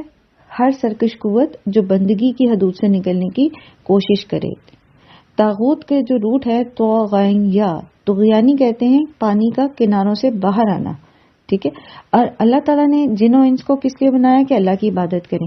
تو ہر وہ مخلوق، ایک خالق ہے باقی سب مخلوق ہے نا، تو ہر وہ مخلوق جو بندگی کی حد کو توڑ کر باہر نکلنے کی کوشش کرتی ہے، خود خالق بننے کی کوشش کرتی ہے، خود یہ چاہتی ہے کہ وہ اپنی خواہش نفس کو، اپنی مرضی کو اللہ کی مرضی کے برابر لے آئے اور اس کو فالو کرے، تو اس میں یہ سب کیا ہے؟ پھر طاغوت ہے، ٹھیک ہے. اور جبت جو ہے اس کا ایک معنی جو ہے وہ شیطان بھی کیا گیا ہے، کیونکہ جبت جو ہے یہ حبش کا لفظ ہے، حبشی زبان کا لفظ ہے، ٹھیک ہے، تو اس میں اس کا معنی شیطان ہے۔ اسی طرح شرک اور بت پرستی، بت بھی مطلب بت پرستی نہیں، بتوں کو جو ہے جبت کہا جاتا ہے، اور کاہن کے معنی بھی اس کے بتائے گئے ہیں۔ جبت مطلب کاہن، جیسے حضرت عمر نے اس کو جادو قرار دیا، اور بعض کہتے ہیں کہ اس سے مراد جو ہے وہ لوگ ہیں، یعنی جو لیڈر تھے یہودیوں کے، جیسے حی بن اخطب تھا، کعب بن اشرف تھا، تو ان پر ایمان لاتے ہیں، ان سے لائک ان کے پیچھے لگے ہوئے ہیں، ٹھیک ہے، اور جو یہ کہتے ہیں بس یہ وہی مانتے ہیں بجائے اس کے کہ یہ اللہ کی کتاب کی طرف رجوع کرے۔ پھر اسی طرح فال نکالنا اور پرندوں سے شگون لینا، زمین پر لکیریں کھینچ کر معاملہ طے کرنا، یہ ساری شگون ہے جنہیں کہتے ہیں نا بدشگونی کسی بھی طرح کی لینا، یہ بھی جبت ہے، یعنی یہ بھی جبت میں شامل آتی ہے، شگون لینا جسے آپ کرتے ہیں، چاہے شگون اچھا یا برا دونوں طرح کا شگون لینا جو ہے یہ جبت ہوتا ہے، کیونکہ اللہ سبحانہ و تعالیٰ ہی بہتر جانتے ہیں آگے آنے والے وقت کو۔ کسی چیز کو دیکھ کر آپ کوئی نہ تو کسی چیز کی بدشگونی ہوتی ہے، نہ کچھ اس کی اچھا شگون ہوتا ہے۔ اور طاغوت کے معاملے میں بھی اسی طرح مختلف آ رہا ہے، ویسے بیسک ڈیفینیشن تو میں نے آپ کو بتا دی ہے، اور امام مالک کہتے ہیں کہ اس سے مراد ہر وہ چیز ہے جس کی عبادت اللہ کے سوا کی جائے، اور آپ دیکھیں کہ یہ وہ لوگ ہیں جنہیں اللہ نے کتاب کا علم دیا، اور اس علم کے آ جانے کے بعد انہوں نے بجائے یہ کہ اللہ کی کتاب پر عمل کرتے، اس سے ہدایت حاصل کرتے، کس چیز کو پریفر کیا؟ غیر اللہ کو، پھر وہ چاہے جبت ہو، چاہے وہ طاغوت ہو، چاہے وہ فال لینا ہو، چاہے وہ شگون لینا ہو، چاہے وہ جادو ہو، چاہے وہ شیطان کا رستہ ہو، چاہے وہ خواہش نفس کا رستہ ہو، ان کو کتاب دی گئی اور انہوں نے کتاب پر عمل کرنے کی بجائے کس چیز پر عمل کیا؟ کس کے پیچھے لگ گئے؟ جبت اور طاغوت کے۔ وَيَقُولُونَ، اور وہ کہتے ہیں، لِلَّذِينَ كَفَرُوا، ان لوگوں کے لیے جنہوں نے کفر کیا، یعنی مشرکین مکہ کے بارے میں، هَؤُلَاءِ أَهْدَىٰ مِنَ الَّذِينَ آمَنُوا، کہ یہ مشرکین جو ہیں یہ زیادہ سیدھے رستے پر ہیں ان کی نسبت جو ایمان لے کر آئے، سبیلا، راستے کے معاملے میں، یعنی مسلمان جو محمد صلی اللہ علیہ وسلم پر ایمان لے کر آئے ان کی نسبت یہ مشرکین مکہ زیادہ ہدایت کے رستے پر ہیں۔ اب آپ دیکھ لیں ان کی قدورت کا لیول چیک کریں، ان کی مسلمانوں سے حسد اور نفرت کا لیول چیک کریں کہ یہ پہچاننے کے باوجود نبی صلی اللہ علیہ وسلم کو کہ یہ اللہ کے سچے نبی ہیں، اس کے بعد تعلیمات قرآن کی پہچاننے کے باوجود کہ یہ درست باتیں ہیں، صاف صاف کیا کہتے تھے جب لوگ ان سے پوچھتے تھے آ کے، یہ جو سردار تھے یہی حی بن اخطب اور کعب بن اشرف وغیرہ، تو یہ مکے والوں کے پاس گئے تو اہل مکہ نے ان سے کہا کہ تم اہل کتاب ہو، تم لوگ صاحب علم ہو، تم بتاؤ کہ ہم بہتر ہیں یا محمد صلی اللہ علیہ وسلم؟ تو انہوں نے کہا کہ تم کیا ہو اور وہ کیا ہیں؟ تو اہل مکہ نے کہا کہ ہم صلہ رحمی کرتے ہیں، ہم تیار اونٹنیاں ذبح کر کے دوسروں کو کھلاتے ہیں، لسی پلاتے ہیں، یعنی اتنا ٹھنڈا پلاتے ہیں لوگوں کو، غلاموں کو آزاد کرتے ہیں، حاجیوں کا پانی پلاتے ہیں، اور محمد جو ہیں وہ تو انہوں نے تو ہمارے رشتے ناطے توڑوا دیے، اور ان کا ساتھ جو ہے وہ تو قبیلہ غفار والے دے رہے ہیں۔ قبیلہ غفار والے کے بارے میں ان لوگوں کا گمان یہ تھا کہ یہ حاجیوں کی چیزیں چرا لیتے ہیں، تو انہوں نے ایک تو یہ کہ فیکٹ نہیں بتائے، محمد صلی اللہ علیہ وسلم کی تعلیمات نہیں بتائیں، اور دوسرا یہ کہ اپنی تعریفیں کی، اپنے اچھے اعمال بتائے، اور مسلمانوں کے بارے میں بجائے اس کے کہ وہ صحیح تعلیمات بتاتے چھپا گئے ان کو۔ تو اس پر انہوں نے کہا کہ جی تم تو زیادہ اچھے ہو، ٹھیک ہے، اور پھر ایک اور روایت میں آتا ہے کہ انہی کے بارے میں یہ حی بن اخطب اور کعب بن اشرف وغیرہ اور مکہ کے ان سرداروں کے بارے میں پھر یہ آیت نازل ہوئی نا کہ ان شانئک ھو الابتر۔ اور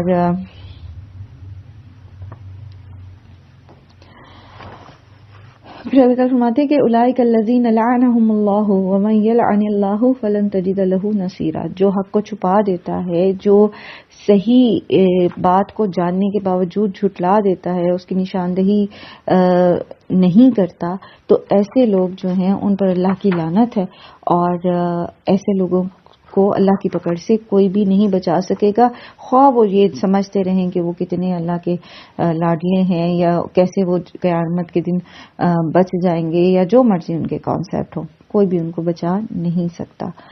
ام لہم نصیب من الملک، کیا ان کے پاس بادشاہت میں سے کوئی حصہ ہے؟ فَإِذَا لَا يُؤْتُونَ النَّاسَ، تو نہ وہ دیتے پھر لوگوں کو اس میں سے نقیرا، کھجور کے شگاف کے برابر بھی کچھ۔ عرب کے محاورے جو ہے نا، آپ کو عربی زبان میں کھجور اور اونٹ، یہ دو چیزیں ہیں جن پر بہت ان کے محاورے، کیونکہ یہ ان کی زندگی کا بنیادی جز تھا، ٹھیک ہے۔ ابھی بھی آپ دیکھیں کہ عربوں میں کھجور اتنی ہی عام ہے، اونٹ کا تو اب شاید وہ صرف صحراؤں میں ان کے وہ رہ گئے ہوں گے، لیکن بہرحال کھایا ابھی بھی جاتا ہے وہاں پر اونٹ، اور صحرا میں سواری وغیرہ اور باقی چیزوں میں بھی استعمال ہوتا ہے، لیکن محاورے عربی زبان میں آپ کو کھجور اور اونٹ کے ملیں گے بہت زیادہ۔ تو جیسے پیچھے فتیلہ کی بات ہوئی تھی، تو یہاں نقیرہ کی بات ہو رہی ہے۔ نقیر جو ہے یہ کھجور کی گٹلی کے اوپر باریک سا جو سوراخ ہوتا ہے نا، اس کو کہا جا رہا ہے، اس کو کہا جاتا ہے۔ تو یہاں یہ کہا جا رہا ہے کہ اگر ان کے پاس کچھ اللہ نے ان کو اختیار دیا ہوتا، اللہ نے اپنی بادشاہت میں سے انہیں کچھ حصہ دیا ہوتا، تو یہ تو پھر کسی کو بھی ایک کھجور کے شگاف کے برابر بھی، ایک نقیر کے برابر بھی کچھ نہ دیتے۔ اس کی وجہ یہ ہے کہ یہ بخیل لوگ تھے نا۔ اگر ان کے پاس تو علم موجود تھا، انہوں نے تو وہ علم لوگوں کو نہیں دیا، تو پھر اگر اللہ کے خزانوں میں سے کسی کا مالک ان کو بنا دیا جاتا، تو پھر یہ وہ کہاں لوگوں کو دیتے۔ اور کتنا اللہ کا شکر ہے کہ اللہ نے اپنے خزانوں کا مالک کسی کو نہیں بنایا، رزق کا، بارش کا، سورج کا، دھوپ، گرمی، سردی، پانی، آپ دیکھیں کہ اللہ نے اس کی ٹھیکیداری کسی کو نہیں دی ہے۔ اگر اللہ تعالیٰ اپنے خزانوں کا مالک انسانوں میں سے کسی کو بناتا یا اتنا اختیار دیتا، تو لوگ تو کسی کو بھی کچھ نہ دیتے، ذرہ برابر بھی نہ دیتے۔ کتنا کرم ہے اللہ کا کہ اس نے ہمیں کسی کا محتاج نہیں کیا، اس نے ہمیں صرف اپنے در کا محتاج رکھا۔ یہ ہم ہیں جو دوسروں کے دروں پہ سر جھکاتے ہیں اور ان کو اپنا رازق سمجھتے ہیں، یا ان کو اپنا مشکل کشا سمجھتے ہیں، ورنہ اللہ تعالیٰ فیکٹ تو یہ نہیں ہے، یہ تو ہماری سیلف کریٹڈ چیزیں ہیں نا۔ تو الحمدللہ اللہ تعالیٰ کی جتنی بھی تعریف کی جائے وہی کم ہے، ہم اللہ کی تعریف کا حق ادا نہیں کر سکتے۔ مجھے ہمیشہ اپنے رب پہ بڑا پیار آتا ہے اس بات پر، خاص طور پر توحید کے معاملے میں، کہ اللہ سبحانہ تعالیٰ نے ہمیں کسی کا محتاج نہیں کیا کہ پہلے فلاں کے در پہ جاؤ، اس کے سامنے سر جھکاؤ، پھر وہ ریکمینڈ کرے گا تو میں تمہیں دوں گا، نہیں۔ اجیب دعوت الداعی اذا دعان، جب مرضی، جب تم مانگو گے میں سنتا ہوں تمہاری بات، میں دیتا ہوں۔ میں اللہ تعالیٰ کے لیے ہیں خزانے، وَلِلَّهِ خَزَائِنُ، اللہ کے لیے ہیں خزانے، جو کچھ آسمان اور زمین میں ہے اسی کے ہے سب کچھ، اور وہی اس کا مالک ہے، اسی کے پاس کنجیاں ہیں خزانوں کی، اس نے اپنی کنجیاں بھی کسی کو نہیں دے رکھی خزانوں کی، عارضی بھی کسی کو اختیار نہیں دے رکھا۔ ام یحسدون الناس، کیا پھر یہ لوگوں سے حسد کرتے ہیں؟ کس وجہ سے حسد عام طور پہ کس وجہ سے کی جاتی ہے؟ حسد ہوتی کیا ہے پہلے تو یہ بتائیے۔ حسد ہوتی ہے کسی کے پاس موجود خیر کے بارے میں یہ خیال کرنا کہ یہ اس کے پاس کیوں ہے اور میرے پاس کیوں نہیں ہے، اور اگر میرے پاس نہیں ہے تو پھر اس کے پاس بھی نہ رہے، یہ ہے حسد، ٹھیک ہے۔ اور حسد کی عمومی وجوہات کیا ہیں؟ مطلب لوگ علم، مال، اولاد، دولت، مال میں آ جاتا ہے، اسٹیٹس، عہدہ، نوکری، کسی کی اچھی جگہ شادی ہو گئی ہے، اور اس طرح کے معاملات، یعنی اب کسی بھی خیر کے معاملے میں جو ہے وہ حسد ہوتی ہے۔ خود نبی صلی اللہ علیہ وآلہ وسلم نے فرمایا کہ ہر ذی نعمت والے کے لیے حاسد ہوتا ہے، اسی لیے نعمتوں کو چھپانے کا حکم دیا اس سینس میں کہ ایسے لوگوں کے سامنے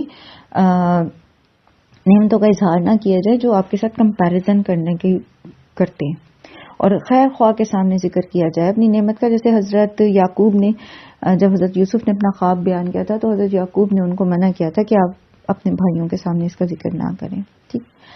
اب آپ دیکھیے کہ حسد جو ہے یہ ایک ایسا مرض ہے، ایک ایسا گناہ ہے جو نیکیوں کو جلا دیتا ہے. یعنی حسد، آپ صلی اللہ علیہ وسلم نے فرمایا کہ حسد سے بچو کیونکہ حسد نیکیوں کو کھا جاتی ہے. یہ نیکیوں کو ایسے جلا دیتی ہے جیسے آگ خشک لکڑی کو جلا دیتی ہے. اور اسی طرح آپ صلی اللہ علیہ وسلم نے فرمایا کہ تمہاری طرف بھی پچھلی امتوں کا مرض چپکے سے چل پڑا ہے، اور وہ ہے حسد اور بغض. اور حسد جو ہے وہ دین کو مونڈ دیتی ہے. جب انسان لوگوں سے حسد میں پڑتا ہے نا، حسد بیسیکلی ایک ایسی آگ ہوتی ہے جو دوسرے کو کم اور خود انسان کو زیادہ جلاتی ہے. تو جب انسان ایک آگ میں جل رہا ہوتا ہے تو اس کی ساری کوشش اس آگ کے اوپر ہوتی ہے، اس کی تپش کو کم کرنے کے چکر میں وہ دوسرے کو نقصان پہنچانے کی زیادہ کوشش کرتا ہے بنسبت اپنی بھلائی کے کام کرنے کے لیے. تو وہ دین کو ایک تو وہ نیکیاں ضائع کرتی ہے، دوسرے یہ کہ مزید نیکیاں کرنے کی توفیق بھی نہیں ملتی، انسان کو دین پر عمل کرنے کی توفیق نہیں ملتی.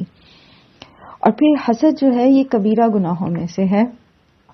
بیسیکلی حسد ایک ایسا گناہ ہے جو پیدا ہی تب ہوتا ہے جب انسان دوسروں کو ملنے والی نعمتوں کو دیکھتا ہے. تو اس کا حل یہ ہے کہ انسان اپنی نعمتوں پر نظر رکھے، ٹھیک ہے، بجائے اس کے کہ دوسروں کو جو کچھ اللہ تعالیٰ نے دیا ہے اس کی طرف دیکھے. ٹھیک ہے، جو آپ کے پاس موجود ہے وہ آپ کا ہے، جو دوسرے کے پاس موجود ہے وہ اس کا ہے، وہ آپ کا نہیں ہے. تقدیر پر ایمان بھی بہت زیادہ فائدہ دیتا ہے اس میں کہ انسان کو پتا ہے کہ جو چیز مجھے نہیں ملی وہ میری تقدیر میں نہیں، اور جو مجھے میری تقدیر میں نہیں اس کا مطلب ہے اللہ تعالیٰ نے وہ مجھے نہیں دی. تو جب اللہ نے مجھے نہیں دی تو اس کا مطلب ہے اسی میں میری بہتری ہے. اور اگر میں اس پر ناخوش ہوتا ہوں تو اس کا مطلب یہ کہ میں اللہ کی تقسیم پر ناخوش ہوں، یعنی میں اللہ تعالیٰ کے اس فعل پہ ناخوش ہوں، میں اللہ نے جو میرے بارے میں فیصلہ لیا ہے میں اس پر ناخوش ہوں. جس کا مطلب کیا ہے کہ میں اللہ کا ناشکرا ہوں، میں تو اللہ کے ساتھ مقابلہ کر رہا ہوں. تو یہ جو انسان کی سوچ ہے نا یہ پھر اس کو حسد سے نکال لیتی ہے. تو اللہ تعالیٰ ہمارے ام یحسدون الناس علی ما آتاہم اللہ من فضلہ، اور یہاں فضل سے مراد نبوت ہے. اور ان کا جو ان کی حسد تھی، جیسے پیچھے بھی ہم نے پڑھا نا کہ اس چیز کا حسد کہ بنی اسماعیل میں پیغمبر کیوں آ گیا، بنی اسرائیل میں سے کیوں نہیں آیا. تو جو اللہ تعالیٰ نے بنی اسرائیل میں بھیجے ہیں پیغمبر وہ بھی اللہ نے بھیجے ہیں، وہ بھی اللہ کی چوائس تھی. اور جو اللہ تعالیٰ نے آخری نبی جو ہیں بنی اسماعیل سے بھیجے تو یہ بھی سراسر اللہ سبحانہ تعالیٰ کی مرضی ہے، اس کی چوائس ہے، وہ جس کو چاہے اپنے فضل میں سے دے. تو اس میں حسد کرنے کی تو ضرورت نہیں تھی. اصل میں تو ان کو اللہ محمد صلی اللہ علیہ وآلہ وسلم پر ایمان لا کر تو ان کے احکامات پر عمل کر کے اللہ کو راضی کرنا تھا. لیکن انہوں نے کیا کیا، انہوں نے حسد کا شکار ہو کے آپ صلی اللہ علیہ وآلہ وسلم کا انکار ہی کر دیا. اللہ تعالیٰ فرما رہے ہیں فقد آتینا آل ابراہیم الکتاب والحکمت وآتیناہم ملکا عظیما، اور پس تحقیق ہم نے ہی آل ابراہیم کو یعنی بنی اسرائیل کو عطا کی تھی کتابیں بھی اور حکمت بھی، اور ہم نے ان کو ملک عظیم عطا کی. ملک عظیم میں آپ دیکھیں حضرت داؤد اور حضرت سلیمان کی جو سلطنت ہے، اور اس کے علاوہ بھی بنی اسرائیل میں بہت عرصہ تک بادشاہتے رہی ہیں. تو یہ سب اللہ تعالیٰ کا فضل ہے، وہ جس کو چاہتا ہے عطا کرتا ہے. فَمِنْهُمْ مَنْ آمَنَ بِهِ وَمِنْهُمْ مَنْ صَدَّ عَنْهُ. تو آل ابراہیم ہی کی بات ہو رہی ہے کہ ان میں سے بعض نے تو اس کتاب کو مانا اور بعض اس سے رک گئے. اور صد کا لفظ جو ہوتا ہے وہ ہوتا ہے خود بھی رکنا اور دوسروں کو بھی روکنا. وَكَفَى بِجَهَنَّمَ سَعِيرًا، تو ایسے لوگوں کے لیے جہنم جلانے کے لیے کافی ہے، یعنی جو خود بھی اللہ کے راستے سے رکتے ہیں اور دوسروں کو بھی روکتے ہیں، یا یہ کہ جو دوسروں کی نعمتوں سے حسد کرتے ہیں. ان الذین کفروا بآیاتنا، بے شک وہ لوگ جنہوں نے ہماری آیات کا انکار کیا. سوف نصلیہم نارا، ان قریب ہم ان کو آگ میں جلائیں گے. کلما نضجت جلودہم، جب کبھی ان کی کھالیں جل جائیں گی. بدلناہم، ہم بدل دیں گے ان کو. جلودن، ایک نئی کھال کے غیرہا، ایک دوسری کھال کے ساتھ. لیذوقوا العذاب، تاکہ وہ عذاب کا مزہ چکھتے رہیں. ان اللہ کان عزیزا حکیما، بے شک اللہ تعالیٰ بہت غلبے والا اور حکمت والا ہے. یہ جو آیت ہے نا یہ سائنٹیفکلی آپ کی جو میڈیکل سائنس ہے وہ یہ بتاتی ہے کہ جو جلنے کی تکلیف ہے نا وہ آپ کی اسکن جو ہے اس کے اندر جو ریسیپٹرز ہیں اس میں ہوتی ہے، اور اس کی 3 جو ہیں وہ تہیں ہوتی ہیں نا، ایپیڈرمل اور اس کے اس طرح سے، تو ہائپوڈرمل اور ایپیڈرمل، اور یہ 3 اس کی اسکن کی جو ہیں لیئرز ہوتی ہیں. ان 3 لیئرز کے بعد اگر یہ جل جاتی ہے اسکن ساری، اوپر والا جو ہے فرسٹ ڈگری برن ہے، پھر دوسری لیئر سیکنڈ ڈگری برن ہے، پھر تھرڈ ڈگری برن ہے، تو اس کے بعد جلنے کی تکلیف کا احساس نہیں ہوتا. پھر انسان کی اندر اور انفیکشنز ہو جائیں جلنے کے بعد اس کے اندر سے لائک، یا اس کو درد ہوتا ہے، جلنے کی تکلیف نہیں ہوتی. اسکن جو ہے نا وہ تکلیف محسوس کرتی ہے، چوٹ کی بھی اور اس کی بھی، جلنے کی خاص طور پر. اس کے ریسیپٹر اسکن کے اندر ہوتے ہیں. تو جہنمی جو ہیں ان کی ایک تو یہ کہ ان کی کھال ویسے ہی بہت موٹی ہوگی، یعنی اتنی موٹی ہوگی، ایک روایت کے مطابق ان کی کھال کی موٹائی 70 ذراع یعنی بالشت ہوگی. ٹھیک ہے، اور اتنی موٹی کھال جب جلتی رہے گی تو یہ تکلیف محسوس کرتے رہیں گے. نعوذ باللہ ثم نعوذ باللہ. اللہ تعالی ہم سب کو، ہمارے والدین، ہمارے ازواج، ہماری اولادوں کو جہنم کے آگ کے عذاب سے بچائے. ہمارے بہن بھائیوں کو اللہ تعالی اپنی پناہ میں رکھے سب کو، اور تمام انسانوں کو اللہ تعالی توفیق دیں، ہدایت دیں کہ وہ اس آگ سے بچ سکیں. تو وہ آپ دیکھو کہ کتنی موٹی اسکن ہے. دنیا میں تو 3rd ڈگری برن والا ویسے ہی مر جاتا ہے، اور پھر یہ کہ فرسٹ ڈگری برن میں یا سیکنڈ ڈگری برن کے بعد اس کی جب اسکن اس کی جل جاتی ہے تو وہ سینس لیس ہو جاتا ہے، اس کو تکلیف نہیں اس طرح سے ہوتی اس کی. لیکن جب کھال ہی 70 ہاتھ موٹی ہوگی، اور پھر ایک دفعہ جو وہ کھال جل جائے گی، اب امیجن کرو آگ سے جل کے جل کے وہ گہری ہوتی 70 ہاتھ جتنی جل جائے گی. پھر اللہ تعالیٰ اس کے اوپر ایک دوسری کھال چڑھا دیں گے، وہ ختم ہو جائے گی اس جہنمی کی کھال، پھر دوسری کھال چڑھا دی جائے گی تاکہ وہ مسلسل وہ آگ کا جو جلنے کا عذاب جو ہے وہ جھیلتا رہے. استغفر اللہ. کیسے کوئی کہہ دیتا ہے کہ لن تمسنا النار الا ایاما معدودات، بالآخر تو ہم نے جنت میں جانا ہی ہے، خیر ہے. استغفر اللہ. جہنم کے عذاب کو کوئی سوچے تو صحیح ہے کیا؟ قرآن کریم میں آتا ہے کہ کلما خبت زدناہ، جب بھی یہ دھیمی پڑنے لگے گی آگ جہنم کی، ہم اس کو پھر بڑھا دیں گے، پھر اس کو بھڑکا دیا جائے گا. اس کا ایندھن انسان اور پتھر ہیں، کیسے جل رہے ہوں گے اس کے اندر. استغفر اللہ. کس وجہ سے؟ کفروا بآیاتنا، ہماری آیات کا انکار کر دیا. اب آپ دیکھیں، پیچھے ہم نے وراثت کے بارے میں پڑھا تھا نا، کہ جو وراثت کے احکامات پر عمل نہیں کرتا تو اس کے لیے کیا ہے؟ پھر عذاب علیم ہے. پڑھا نا ہم نے پیچھے، وراثت کی تقسیم کے لیے جہنم کا عذاب ہے. جو وراثت کو تقسیم نہیں کرتا پراپرلی، بیٹیوں کو نہیں دیتے یا کسی وارث کا حق مار لیتے ہیں، تو آپ دیکھیں ہے کوئی اس فماس بارہم علی النار، یہی کہا جا سکتا ہے. کس چیز نے ان کو آگ پر صابر کر دیا؟ کیسی آگ ہے یہ؟ ایسی آگ جو جلد 70 ہاتھ موٹی جلد کو جلا دے گی، اور اس کے بعد کیا ہوگا؟ وہ جلد ختم ہو جائے گی، پھر دوسری جلد چڑھا دی جائے گی. دنیاوی زمین کے لیے، دنیاوی مال کے لیے، جس کا کچھ پتہ ہی نہیں کب تک آپ کے ساتھ ہے، کب تک آپ اس کے ساتھ ہیں، کیسے جو ہے وہ ختم ہو جائے، آپ ہی ختم ہو جائے، بندہ ہی ختم ہو جائے، نعوذ باللہ. اس کے لیے ہمیشہ اس طرح کا عذاب، اور خاص طور پہ وراثت میں تو پھر کیا کہا گیا کہ ہمیشہ جہنم میں رہے گا. استغفر اللہ. اللہ سبحانہ تعالیٰ اپنی پناہ میں رکھے ہمیں ہر برائی سے، ہر گناہ سے، صغیرہ اور کبیرہ اور دانستہ غیر دانستہ گناہوں سے اللہ تعالیٰ درگزر فرمائے. جہنم کا عذاب بہت مشکل ہے، سوچ بھی کیسے سکتا ہے کوئی انسان. میں نے آپ سے کہا تھا کہ کبھی چائے پکاتے ہوئے، کبھی روٹی پکاتے ہوئے کھڑے ہو کے دیکھا کریں ذرا اس کھولتے ہوئے پانی کو اور اس گرم آگ کو، کہ میں یہ پی سکتی ہوں، کیا میں یہ کھا سکتی؟ کیسے ہم دوسروں کو ڈیگریڈ کرتے ہیں، ہم کیسے کسی کی انسلٹ کر سکتے ہیں، ہم کیسے کسی کی آہ لے سکتے ہیں، ہم کیسے کسی کی بد دعا لے سکتے ہیں.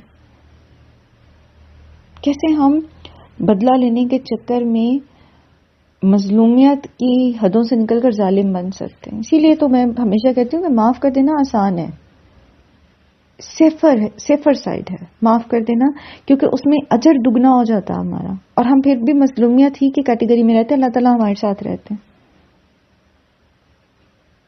اللہ تعالیٰ ہم پہ رحم کریں. والذین آمنوا وعملوا الصالحات سندخلهم جنات تجری من تحتها الانہار خالدین فیہا ابدا.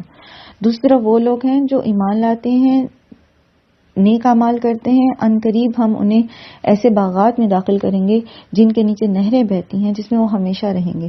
لہم فیہا ازواج مطہرہ، جہاں ان کے لیے پاکیزہ بیویاں ہوں گی. وندخلہم ظلا ظلیلا، اور ان کو گھنی چھاؤں اور راحت میں داخل کیا جائے گا. ہم ان کو گھنی چھاؤں میں داخل کریں گے. آپ دیکھیں یہی وہ چیزیں ہوتی ہیں نا، مال، باغات، اسٹیٹ، پراپرٹی، پھر اسی طرح عورت، یہ فتنے ہیں نا. انہی کے لیے لوگ جو ہیں اللہ کو ناراض کر دیتے ہیں. انہی چیزوں کے لیے لوگ اللہ کی نافرمانی کرتے ہیں. لوگ زنا تک کر جاتے ہیں اپنی اس نفس کے پیچھے لگ کے، اور جہنم خرید لیتے ہیں. تو یہ سب کچھ تو جنت میں مل جائے گا. ایک بچی میرے پاس، بچہ بیٹھا ہوا تھا مدرسے میں، چھوٹا سا تھا، مطلب لائک بہت بڑا نہیں، 5-6 کا ہوگا، مجھے ایگزیکٹ اس کی کلاس نہیں یاد. تو میں دوسرے ایک بڑے بچے کو سمجھا رہی تھی، 9th کلاس کے بچے کو ترجمہ، اور ہم پڑھ رہے تھے سورہ قیامہ، اور اس کے اندر جو ڈسکرپشن ہے نا جنت کی، وہ سورہ قیامہ نہیں، رادر اس سے اگلی والی سورہ جو ہے. تو چھوٹا بچہ تھا، مجھے دیکھتا رہا، سنتا رہا، پھر کہتا ہے جتنے بھی گناہ ہیں نا، جن چیزوں کی وجہ سے بھی کوئی گناہ کرتا ہے، انسان یہ سوچ لے کہ اگر میں دنیا میں نہیں کروں گا نا تو میں جنت میں تو سب کچھ مجھے مل جائے گا. اب وہ چھوٹا سا بچہ، اس کے ذہن میں یہ بات آتی ہے اور وہ اس چیز کا اظہار کرتا ہے، لیکن ہمیں سمجھ نہیں آتی کہ یہ دنیا میں جو بھی چیزیں ہم جن کے لیے ہمارا دل چاہتا ہے، اگر وہ اللہ کی نافرمانی کی ہیں تو دنیا میں تو وہ مختصر فائدہ دیں گی نا. اگر ہم انہیں اللہ کی خاطر چھوڑ دیں تو جنت میں تو ہمیشہ کے لیے ہمیں مل جائیں گی. لیکن یہ بات وہی ہے نا کہ یہ ایمان کی بات ہے نا، یہ ہماری کنوکشن کی بات ہے کہ واقعی ہماری کنوکشن ہو کہ ہمیں یہ چیزیں مل جائیں گی. اللہ تعالیٰ ہمیں توفیق دیں. اللہ تعالیٰ ہمیں توفیق دیں کہ ہم اپنی خواہش نفس کے مقابلے میں ہمیشہ اللہ کی رضا کا راستہ چن پائیں. ان اللہ یأمرکم ان تؤدوا الامانات الی اہلیہا، اور اللہ تعالیٰ تمہیں تاکیدی حکم دیتا ہے کہ امانت والوں کی امانتیں انہیں پہنچاؤ. اب آپ دیکھیں گے ساتھ ساتھ احکامات آ رہی ہیں، ٹھیک ہے، اور یہاں پر بھی امانت اور عدل و انصاف کی بات آ رہی ہے. تو اللہ تعالیٰ فرمانے کہ لوگوں کو ان کی امانتیں جو ہیں انہیں پہنچاؤ، اہل امانت کو ان کی امانتیں پہنچاؤ. اس کی 2 طرح سے بات سمجھی جا سکتی ہے. ایک تو یہ کہ جو امانتوں جس کی چیز ہے اس کو واپس کرو، امانت ادا کرو. دوسری یہ کہ جو امانت کا اہل ہے اس کو امانت دی جائے. ٹھیک ہے، کیونکہ اس میں آپ دیکھیں کہ ان اللہ یامرکم ان تؤدوا، تم پہنچاؤ الامانات الی اہلیہا. تو اس میں پھر وہ عہدے بھی آ جاتے ہیں. ٹھیک ہے، تو عہدے ان کو دو جو اس کے اہل ہیں، ڈیزگنیشنز اس کو دو جو اس کا اہل ہے. آپ ایک ایسے شخص کو اسلامی مملکت کا سربراہ بنا دیتے ہیں جس کو قل ھو اللہ احد نہیں آتی. آپ ایک ایسے شخص کو اسلامی مملکت کا سربراہ بنا دیتے ہیں جس کو اسلامی نظام کا ککھ پتہ نہیں. آپ ایسے شخص کو فنانس منسٹر بنا دیتے ہیں جس کو فنانس کا کچھ نہیں پتا. آپ ایسے شخص کو اٹھا کے ایجوکیشن منسٹر بنا دیتے ہیں جس کو ایجوکیشن کا کچھ نہیں پتا، چٹا ان پڑھ ہے، نہ بھی ہو ان پڑھ تو بھی اس کو کچھ نہیں پتا. پاکستان کا ایجوکیشن سسٹم کہاں فلاز ہیں اس کے اندر. ایک تعلیمی سال کے اندر 4 دفعہ پالیسیز بدلتی ہیں آپ کی. ہمارے ملک کے اندر سب سے بڑا مسئلہ یہ ہے، وہ پڑھا رہے ہیں جنہیں پڑھانا ہی نہیں آتا، وہ نظم و نسق چلا رہے ہیں ملک کا جن کو آتے ہی نہیں ہے.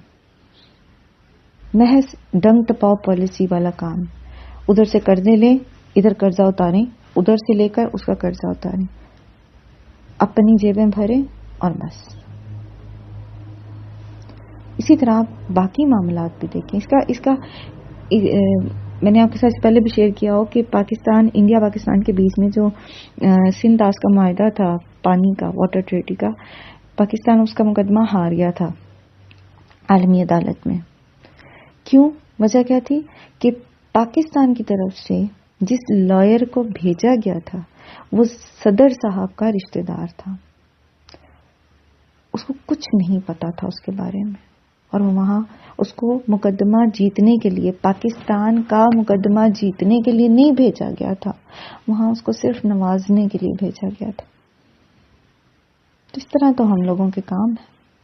اور آپ چھوٹی چھوٹی سی اس میں دیکھ لیجئے، مثالیں دیکھ لیجئے چھوٹے چھوٹے دفتروں میں، جو جتنا زیادہ خوشامد کرتا ہے، جو جتنی چاپلوسی کرتا ہے، جو جتنا زبان کا تیز ہے، اس حساب سے وہ فائدے اٹھاتا ہے، عہدے ملتے ہیں ان کو. صاف صاف کہہ دیا گیا کہ جو اہل ہے اس کو دو، تبھی تو تمہارا سروائیول ہوگا. دینی معاملات کو دیکھ لیجیے، دین کے جو قائدین بن کے بیٹھے ہوئے ہیں، اللہ ماشاءاللہ جو ہیں سو ہیں، لیکن کتنے لوگ ہیں جن کے پاس واقعی مستند علم ہے اور وہ اس کے پر عمل بھی کرتے ہیں. صرف کتابی علم تو عالم کے لیے نہیں ہوتی نا، عالم تو وہ ہے جو علم کے اوپر عمل بھی کرتا ہو. وزارت مذہبی امور آپ کی چل رہی ہے اور اس کے اندر لوگ جو ہیں وہ درباروں کی سرپرستی بھی کر رہے ہیں اور وہاں سے جا کے نذرانے بھی لیتے ہیں. بہت سارے ایسی مثالیں موجود ہیں. پورا لوگوں کا جو وہ نذرانوں کا باکس ہوتا ہے اور وہ سارا کچھ کہاں جاتی ہیں چیزیں، کہاں غائب ہوتی ہیں. زکوٰۃ کدھر بٹ جاتی ہے. مدارس کی جو ایلوکیٹڈ زمینیں ہوتی ہیں کون سے مدرسوں کو مل رہی ہیں، کہاں مل رہی ہیں. مسجد کے نام پہ فنڈ کہاں جا رہے ہیں. بہت ساری چیزیں اور بہت تکلیف دہ چیزیں، کیونکہ ہم نے عہدے دیتے وقت اہلیت نہیں دیکھی نا. اور اہلیت میں علم کے ساتھ ساتھ تقوی بھی تو آتا ہے نا. ایک حکمران جو ہے اس کو جہاں کسی بھی ملک کا نظم و نسق چلانے کے لیے اس کی پولیٹیکل ایبیلٹی کی ضرورت ہوتی ہے، وہاں تقوی بھی ضروری ہے، تبھی تو وہ پراپر چل سکے گا. اور یہ چیز ہم نے پیچھے بھی پڑھی تھی نا، طالوت کے اس میں بھی پڑھی تھی کہ جس کے اندر ایبیلٹی ہو اس کو عہدہ ملنا چاہیے. آپ جس کے ذمہ کام لگا رہے ہیں اس کے اندر وہ ایبیلٹی ہو، پھر ہی وہ کر سکے گا نا.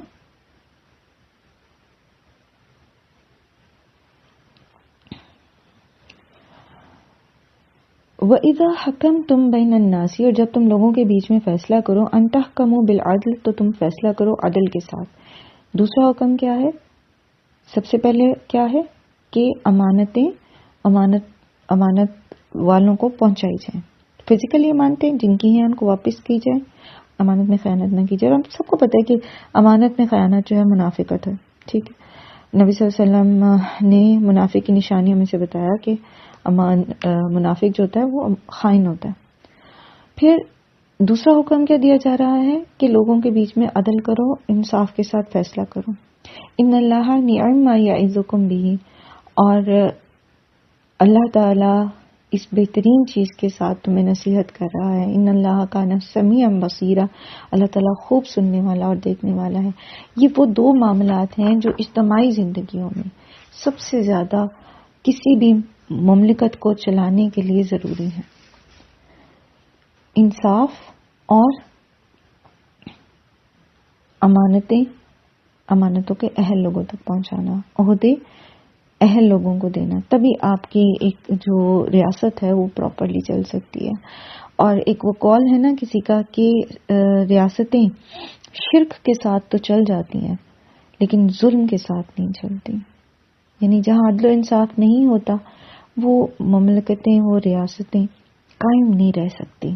شرک اور کفر کے ساتھ تو چل جاتی ہیں، کیونکہ اس میں اللہ کے حق کی کمی ہے نا. اللہ تعالیٰ بدلہ جیسے لینا چاہے انسان سے لیتے ہیں، لیکن یہ جو ظلم ہے، یہ جو ناانصافی ہے، یہ ڈائریکٹ بندوں کے حقوق کو افیکٹ کرتی ہے. اور اس کے اوپر جو ہے، اس کے ساتھ ریاستیں ایک دن تباہ ہو جاتی ہیں. اور ہم دیکھیں کہ وقت کے ساتھ ساتھ کس طرح تباہی کی طرف جا رہے ہیں. جب امیر کو سزا نہیں دی جائے گی اور غریب کو دی جائے گی. آپ صلی اللہ علیہ وآلہ وسلم نے فرمایا کہ تم سے پچھلی قومیں بھی اسی وجہ سے تباہ ہوئیں کہ ان کے امیر جب کوئی گناہ کرتے تھے تو وہ اس کے اوپر پردہ ڈال دیتے تھے، اور ان کے جب غریب کوئی گناہ کرتے تھے تو وہ ان کو سزا دیتے. اور جھوٹی گواہیاں اور اسی طرح سے باقی کا پورا عدلیہ کا نظام کرپٹ کا. اللہ ہم پہ رحم کریں. تو یہ وہ تربیت ہے جو اللہ سبحانہ تعالیٰ نے ہمیں دی، اور اس تربیت کو چونکہ ہم نے فائدہ نہیں اٹھایا، اس کو ہم نے اپلائی نہیں کیا، اور ہم نے دین سمجھ لیا صرف برقع پہنانا اور داڑھی رکھوانا اور ڈنڈے کے زور پر لوگوں کو جو ہے وہ روزے رکھوانا اور تراویح پڑھانا دین ہے. تو وہ ایک غلط طریقہ ہے. سب سے پہلے تو یہ سینس ڈیولپ کرنا، تقویٰ کی سینس ڈیولپ کرنا لوگوں کے اندر. جب لوگوں کے اندر تقویٰ پیدا ہوگا، لوگوں کو میں امر بالمعروف و نہی عن المنکر کی سینس ڈیولپ ہوگی، تو وہ پھر باقی کام وہ خود ہی کر لیں گے. پھر اللہ تعالیٰ ہمارے یا ایھا الذین آمنوا اطیعوا اللہ واطیعوا الرسول واولی الامر منکم، اے لوگوں جو ایمان لائے ہو، اطاعت کرو اللہ کی اور اس کے رسول کی، اور اپنے بیچ اولو الامر کی. تو اطاعت جو ہے اللہ اور اس کے رسول کی تو غیر مشروط ہے، یعنی ہر حال میں اطاعت ہے. لیکن اولو الامر جو ہے، اب اولو الامر جو ہے یعنی جو صاحب اختیار لوگ ہیں، اس میں یہ مشروط ہو جائے گی. جب تک اولو الامر جو ہے وہ اللہ اور اس کے رسول کی اطاعت کا حکم دیں گے تو کی جائے گی، اور جب وہ اللہ اور اس کے رسول کی معصیت کا حکم دیں گے تو وہ بات نہیں مانی جائے گی. اب یہ اولو الامر جو ہے یہ حاکم بھی ہو سکتا ہے، اور اسی طرح گھر کے بڑے بھی ہو سکتے ہیں، اور ہر وہ جو با اختیار ہستی ہے. تو معاملات کا جب ان کو فیصلے کا اختیار دیا گیا ہے تو اور ان کی اطاعت کا حکم دیا گیا ہے، تو پھر اس میں یہ چیز بھی ذہن میں رکھنی چاہیے کہ ان کو وہ آپ کو اللہ کی نافرمانی کی طرف نہ لے کر جائیں. تو تین ہستیاں ہیں یہاں پر جن کی اطاعت کا کہا گیا ہے، اللہ سبحانہ تعالیٰ اور اللہ کے رسول. تو یہ غیر مشروط ہے، ہر حال میں ہوگی. اور اولو الامر جو ہے یہ مشروط ہے، یعنی اگر وہ اللہ کے اطاعت کا حکم دیتے ہیں تو ضرور، اور اگر وہ اللہ کی معصیت کا حکم دیتے ہیں تو نہیں.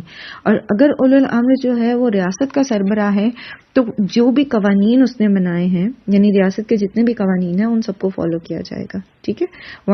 یہ وہ آیت ہے جس میں ہم یہ چیز سیکھتے ہیں کہ چاہے وہ آپ کے ملک کے ٹریفک کے قانون ہوں یا کسی علاقے کے میں امن و امان قائم کرنے کے لیے کوئی اصول یا ضوابط رکھے گئے ہیں، یا کسی بھی جگہ کے کوئی بھی رولز بنائے گئے ہیں، وہ سب کے سب کیا ہیں، ان کو فالو کرنا. ان کو فالو کرنا یہ اللہ کا حکم ہے. یعنی آپ ریڈ لائٹ، ہم لوگ اس چیز کو ریئلائز نہیں کرتے کہ اگر آپ سرخ بتی کو کراس کرتے ہیں تو آپ گویا اللہ کے حکم کو توڑ رہے ہیں. نہیں ریئلائز کرتے اس چیز کو. اللہ تعالیٰ نے کہا ہے نا کہ اولو الامر کی اطاعت کرو، تو اولو الامر نے یہ رول آپ کو دیا نا کہ آپ یہ یو ٹرن سے غلط نہ مڑیں، آپ سرخ بتی نہ مطلب جو ٹریفک کے سگنلز ہیں ان کو فالو کریں. اسی طرح آپ کسی پبلک پلیس پہ جاتے ہیں، وہاں پر جو بھی چیزیں ہوتی ہیں یوز کی، ٹاول ہے یا وہ جو آپ کا پیپر ٹاول ہے یا پھر وہ سوپ ہے یا پانی ہے، اب آپ جائیں ایسے پبلک ٹوائلٹس میں چلے جائیں، نل کھلے ہیں، پانی بہہ رہا ہے، جبکہ رول کیا ہے، اصول کیا ہے کہ آپ پانی بند کریں گے، آپ بلا وجہ صابن اور چیزوں کو خراب نہیں کریں گے. یہ رول ہے نا. ہم نے کبھی ان کو وائلیٹ کرتے ہوئے سوچا ہی نہیں کہ ہم اللہ کے حکم کی نافرمانی کر رہے ہیں، کیونکہ اللہ تعالیٰ نے بتایا نا کہ جو رولز بنا دیے گئے ریاست میں، آپ نے اس کو فالو کرنا ہے. آپ جگہ جگہ کچرا پھینک دیتے ہیں. اصول کیا ہے کہ کچرا کچرے دان کے اندر پھینکا جائے. جگہ جگہ ڈسٹ بن لگے ہوتے ہیں نا پبلک پلیسز میں، پارکس میں. کیا لکھا ہوا ہوتا ہے کہ سڑکوں کو صاف رکھیں، نہ بھی لکھا ہو، ایک ایگریمنٹ میں ہم ہوتے ہیں جب ہم ایک ملک میں رہتے ہیں، تو ہمیں پتہ ہے کہ ملک کے قوانین کی ہم نے جو ہے وہ پاسداری کرنی ہی کرنی ہے، لازمی کرنی ہے، کیونکہ یہ اللہ نے ہمیں حکم دیا. لیکن ہم کیا کرتے ہیں؟ کچرا پھینکتے ہیں ڈسٹ بن کے اندر. آپ کا بچہ چپس کھاتا ہے، ریپر گاڑی سے باہر پھینک دیتا ہے. یہ فکر آپ کو ہوتی ہے کہ گاڑی گندی نہ ہو، یہ نہیں فکر ہوتی کہ یہ رول بریک ہو رہا ہے، یہ اللہ کی نافرمانی ہو رہی ہے. ہم اس سینس میں دیکھتے ہی نہیں ہے نا. اسی لیے تو ہم نے دین صرف مسجد اور محراب تک جان بوجھ کر مسجد اور محراب تک دین کو محدود کر دیا ہے، تاکہ جنرلی ہم سدھار نہ سکیں اپنے آپ کو.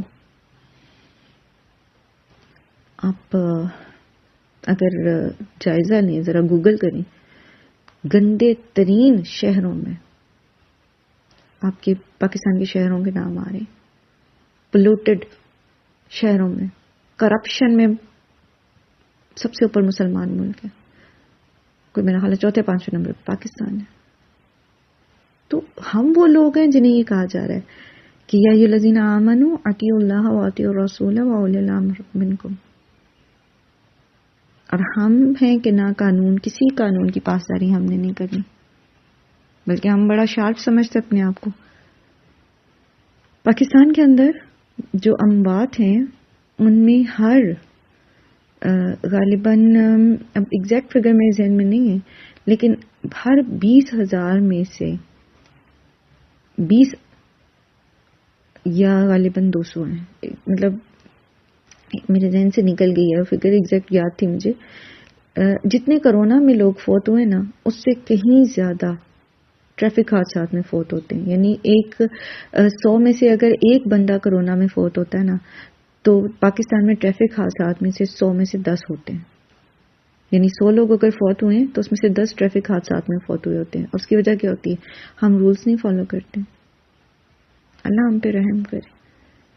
فَإِن تَنَازَعْتُمْ فِي شَيْءٍ فَرُدُّوهُ إِلَى اللَّهِ وَرَسُولِهِ. اور اگر تمہارا کسی معاملے میں جھگڑا ہو جاتا ہے تو اسے اللہ اور اس کے رسول کی طرف موڑ دو.